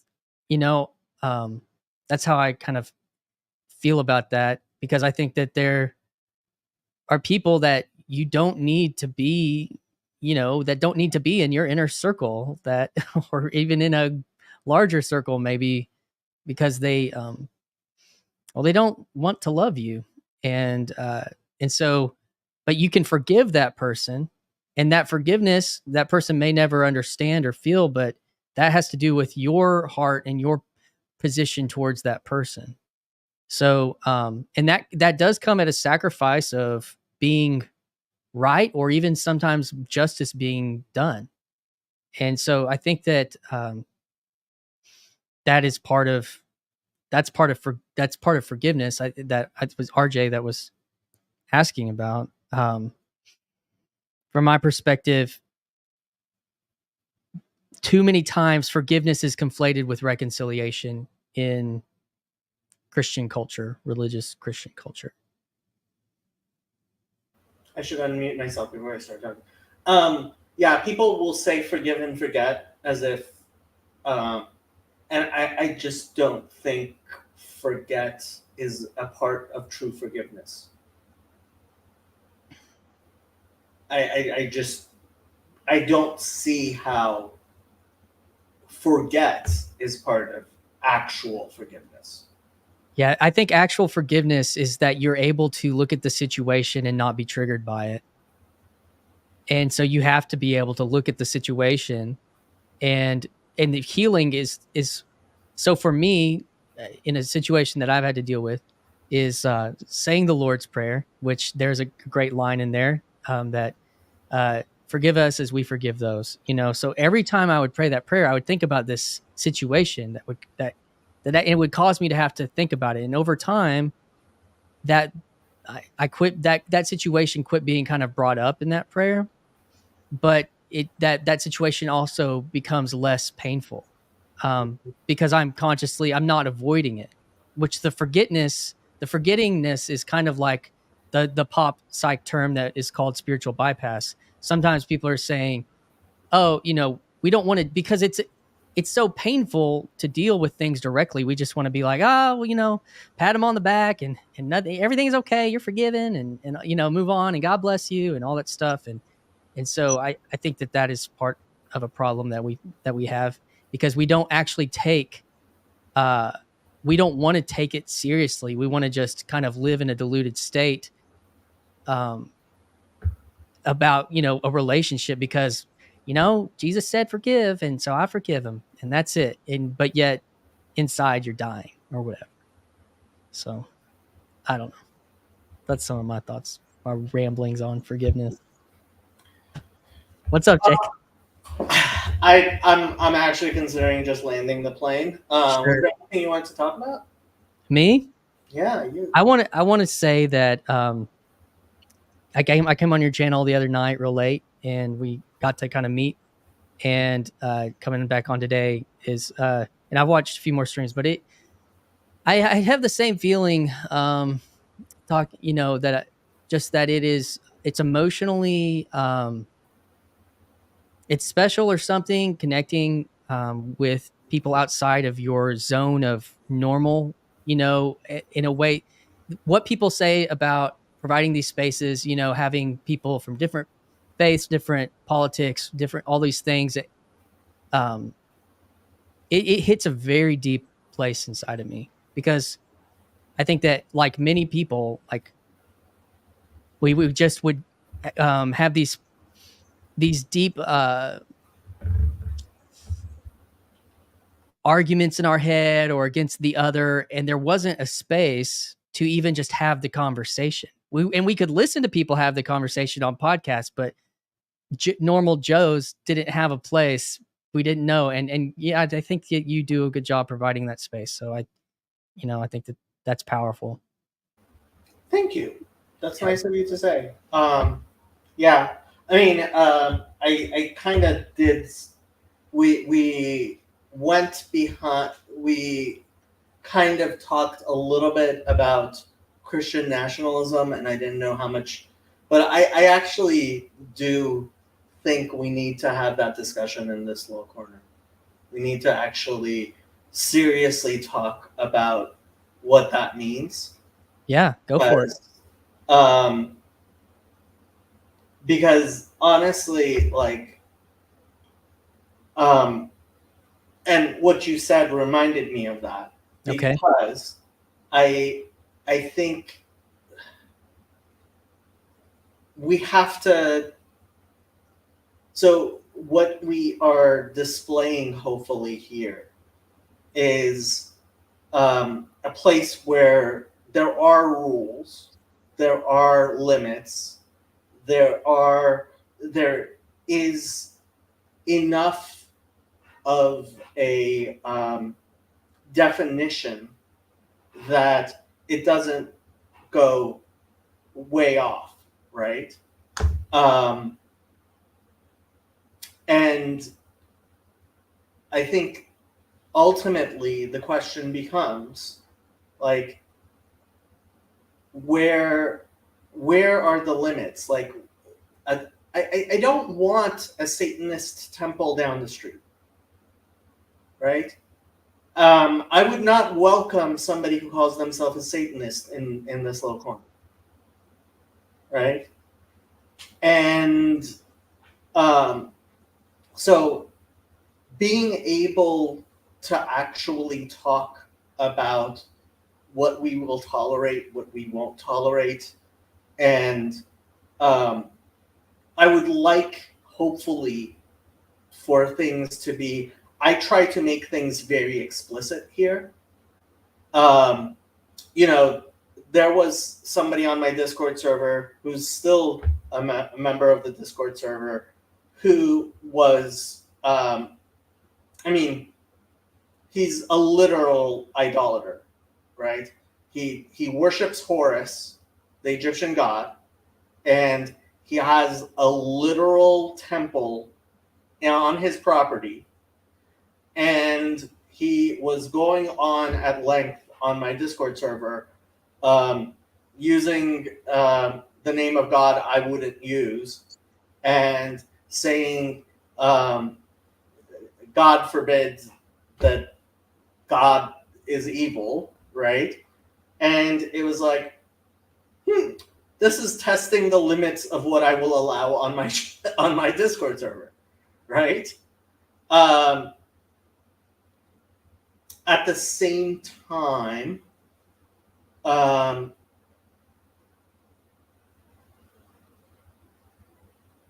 yeah, it's difficult. It's difficult setting boundaries. We have to, and at some point there is a yes, Ray. This is an uncut sheet of Zendikar comments that Wizards of the Coast sent to me before they blacklisted me after I sued them. Long story. But yeah. So, well, I think, you know, boundaries, you know, we just got through talking about the law, and like that is the irony of this live and let live supposed American ideal versus there being limits to, say, something like morality. You know, like that you're mentioning, and the problem is that America took the West, even though we had the quote unquote separation of church and state, took the norms as universal, the Christian, Judeo-Christian norms and adherences as a universal understanding of morality that was taken for granted. And so now the other idea of liberty taken to its extreme of, you know, anything goes, you know, this is quote unquote, this is a free country. South Park, Randy on South Park, but it's like taken to its extremes, and yeah, it produces chaos. It produces true chaos. I think there's concentric circles. Okay, so the boundaries are walls that descend, right? And then there's water, and then you know, sometimes there's crossing over that water, right? Maybe in like the dog-headed Christ carrying kind of sense, right? But I mean, I think that imagery goes way back. I mean, it obviously does, right? So there's an altar, right? There's a temple, there's a mountain, there's like descending. There's a hierarchy, right? So, and I think that this manifests like in your own life. You got people that are like distant associates, right? And then you got people that are a little bit closer than that. Then you have like maybe a partner who you live with, right? And they're real close, right? But there's these different perimeters, boundaries, and there's different sets of or maybe dogma is the act of those levels, right, and associations, and you let people into the right place. If you bring the complete outsider and bring them all the way to the center, right, you're going to have disorder, right? So structuring that appropriately is necessary. But then the other thought that I had of something that you're saying, the reason why that was taken for granted is because in a sense there had been an Eden built up, and then another descending from, right? And so here we are, where the gargoyles that are supposed to be on the outer boundaries have been brought to the center, right? And we get to bear witness to it, right? And then speak to the patterns of ancient times. This is not new, and we get to brace for impact a little bit, and maybe like speak a little light for a brighter day, hopefully a little sooner than it ought to be. So Jacob, is your question, I didn't know where you were coming from as the idea of a nationalized religion. Is that a positive or a negative thing from your perspective? That's a good question, and frankly, ultimately, my messianic hope is that Christians will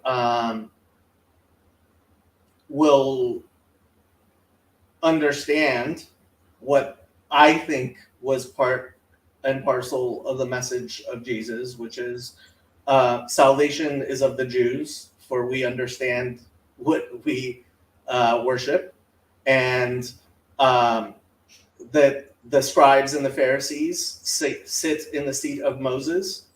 And if I have a supernatural hope that eventually Christians will come to recognize the role of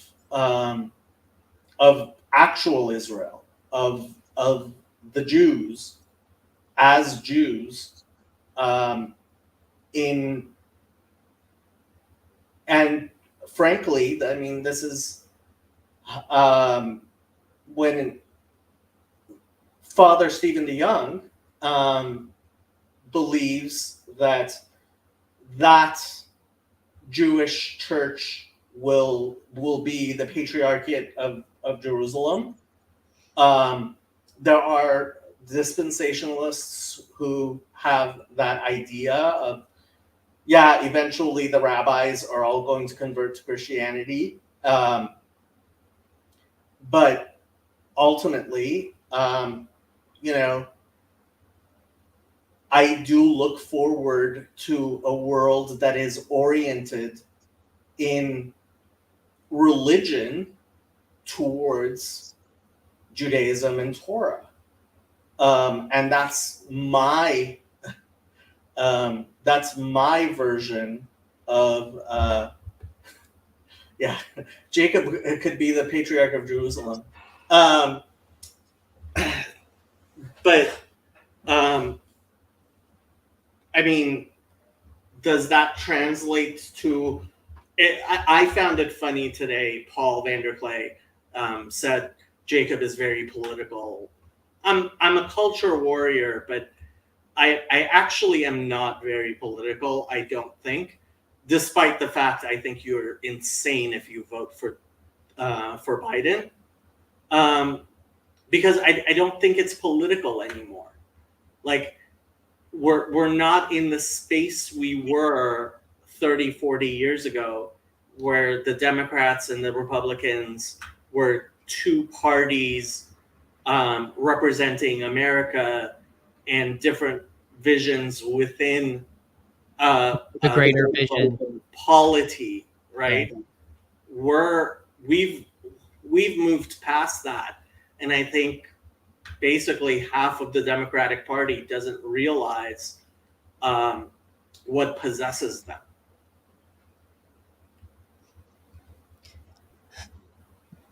So a type of nationalistic unity, or really maybe more like the substrate, that that Peterson talks about that binds together, like this corner, like something, you know, these what we represent here with my shadowed cross, and you know, and your Hebrew on the You have screen. a cross behind you?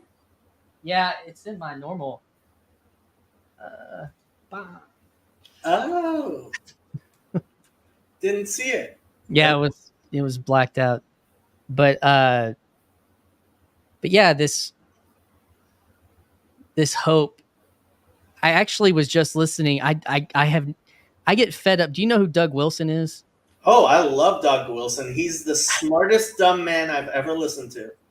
I love listening to him, but he always misses everything by that much. So I never click on his stuff. It gets fed to me sometimes in my Oh, I algorithm. listen to everything Doug Wilson. I have spent hundreds of hours listening to Doug Wilson. Oh, I'm kind of embarrassed right now. I read his book on the Jews. It was hilarious. So I guess he's pre or post. I don't know all the final. Yeah, I think he's post-millennial. Yeah. Yeah, so the thing he had on a guest recent, like today, it dropped like 4 or 5 hours ago. Guy named I missed it. I have to go watch his name's Vodi Bakum, who actually I love him. Vodi came and spoke at my college about 20 years ago when he was just a regional evangelist. I love that guy. So the reason I say this is because I know that Doug Wilson is a kind of a self-proclaimed Christian. He has a hope for like a Christian national. Yeah. So, which I don't play in those circles very much. So I don't have maybe a lot to offer on this conversation, but it was just interesting enough that Vodi Bakum was on there because I met the guy, you know, in a passing 20 years ago or whatever. And I've seen him, you know, Gospel Coalition and all this kind of stuff 5-10 years ago, whatever. Well, he lives in Zambia now for like the last 7-8 years, and Zambia has adopted a Christian constitution. I didn't know that. So Zambia is officially declared a Christian nation now. However, in the beginnings of this, I watched 5 minutes as I was eating a sandwich this afternoon. Vodi Bakum said that he still sees now that when he comes to the United States, that actually the United States embodies still more of a Christian nation in its ness than the one that has it stated in their constitution. But the question I have, which I didn't listen to the whole conversation, is, well, does that mean that Zambia is now, like, with that move, is their telos going to point them and drive them towards something, but we're actually going away from something, but we're still closer to that thing that we started as? I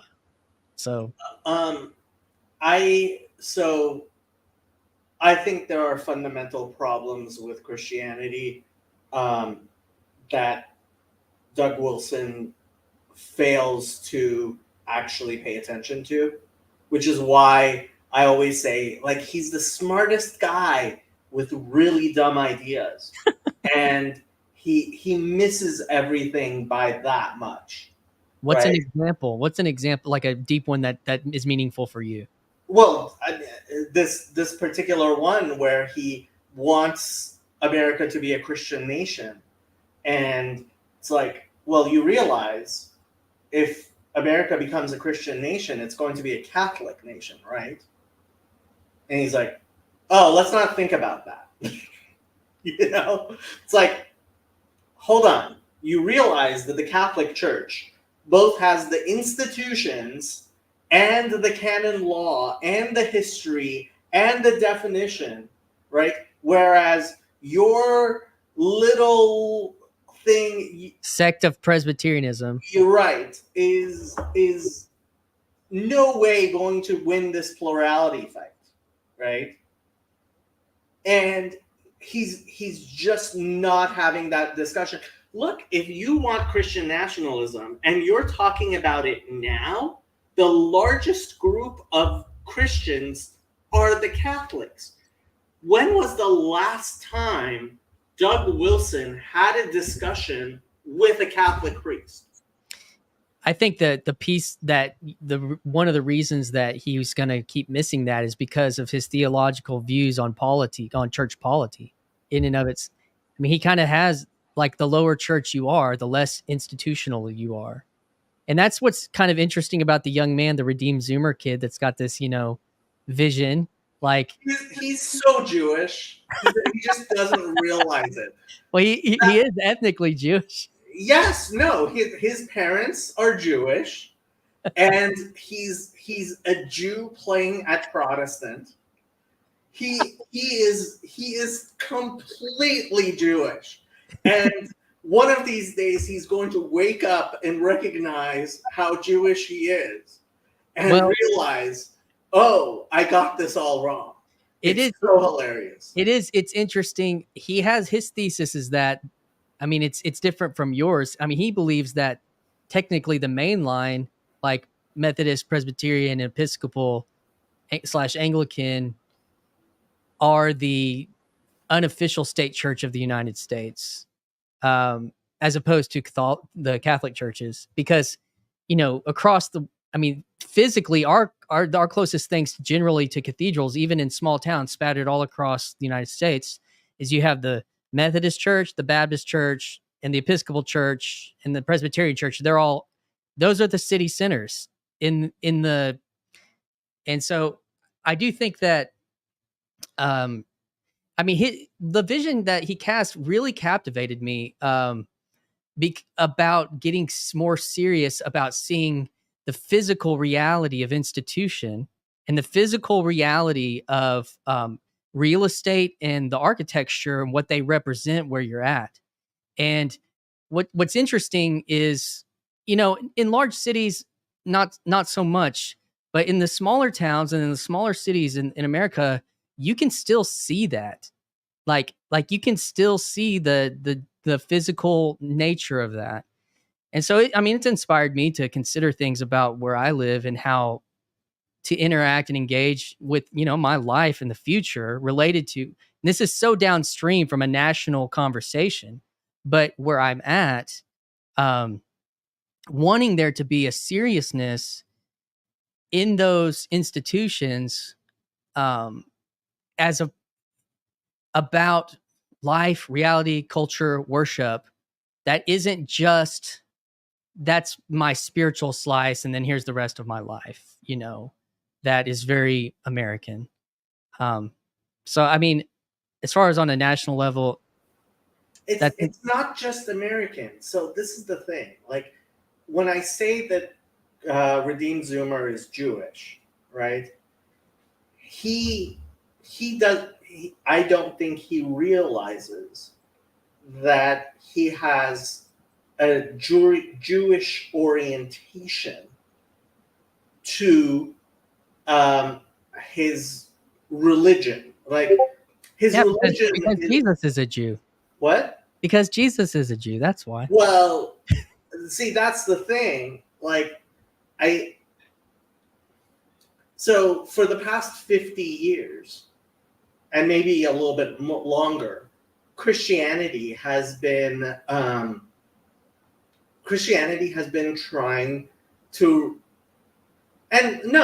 for much longer, it's been trying to redeem its Jewish roots, but it's been more serious about it in the past 50 years, and I do think that eventually the Protestants are going to have to deal with, and that's why you're seeing the dispensationalist, right?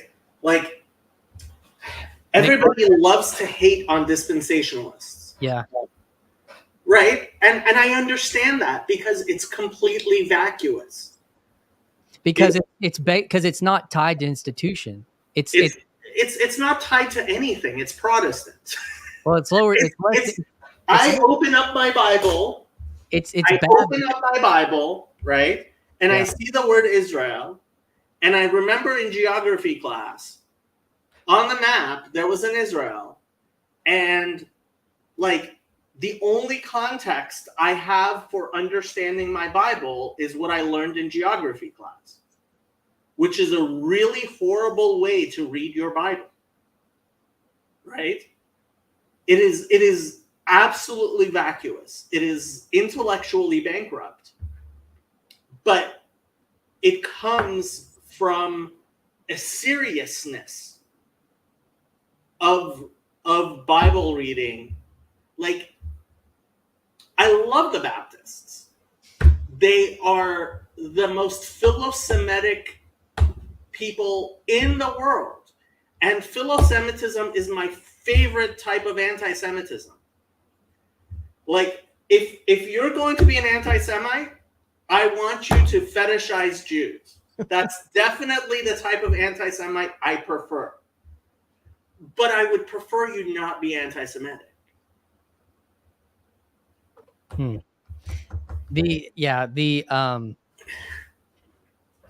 There's a lot of interesting stuff there. I just think that I make a distinction because I come from being a Baptist, that Baptist is a step past mainline Protestantism.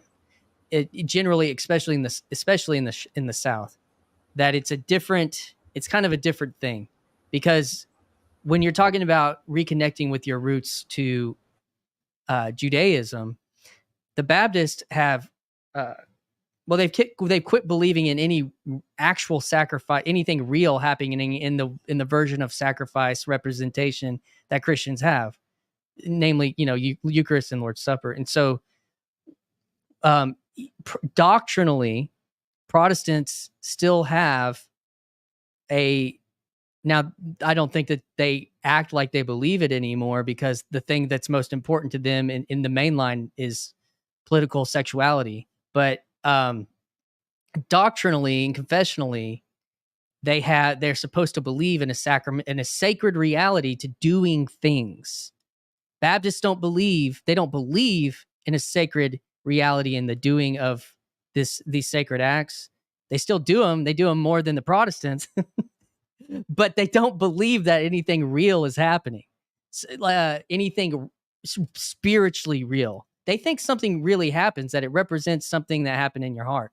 So I'm saying that for a Baptist bred person like myself, if I'm making steps back towards a deeper reality of my religious Jewish heritage, to me, that's actually moving into sacramental ideas, sacred practices of ideas. Now, I am in my lifetime am not going to become Jewish in my lifetime, likely. However, to me, if I instill into my family, God willing, a seriousness about this, and I'm not saying that I think in my heart that my ultimate goal is to get my kids to be Jewish. However, what I am saying is I do think I desire for them to be closer to that way. And of course, the truth. That's what I mean. Like, Christianity has really been turning towards a serious desire to understand the Jewish roots of Christianity, which I'm delighted at. The question is, what's that going to look like, right? And during the Second Great Awakening, that looked like Mormons and the Witnesses and the Seventh-day Adventists. What do you mean by that? Well, the second Great Awakening was. No, I mean, what do you mean that looked like Mormonism and Jehovah's? What do you mean by that? Well, that's what happened. Those movements came out of the Second Great Awakening in an attempt to restore Christianity to its Jewish roots. But the problem that they ran into is that they were too Baptist at that point, and they had no idea. Like, they knew nothing about Judaism. That's what I mean, is that because they were trying that the Great Awakening was something, I think, out of kind of actually what Wesley and Methodism in certain parts brought in culturally.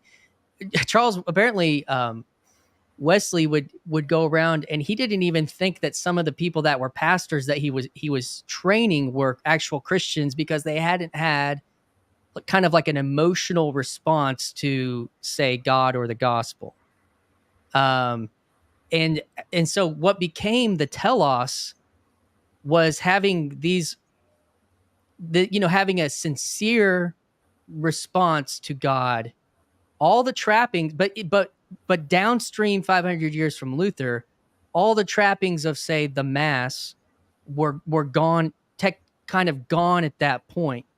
And so what you have then is like, we're gonna try to, because even the Mormons have this, what the burning in your heart is the I had that like in their stories and their testimony, so when that becomes the telos, and everything, all that, it's going to actually drive you further away, is what happened. And so which is I think your point.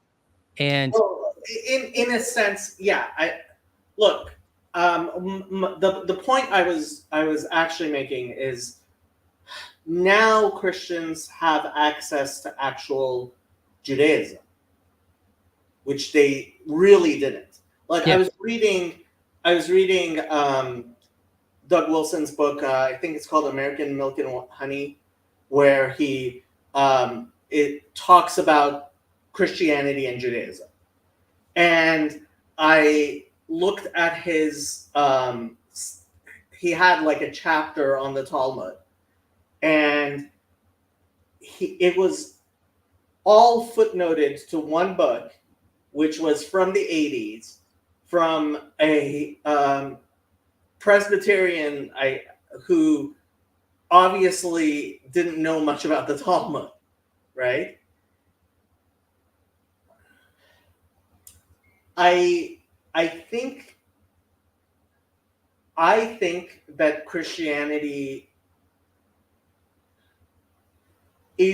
has an opportunity to actually engage in true restoration in ways that all of these attempts were not capable of.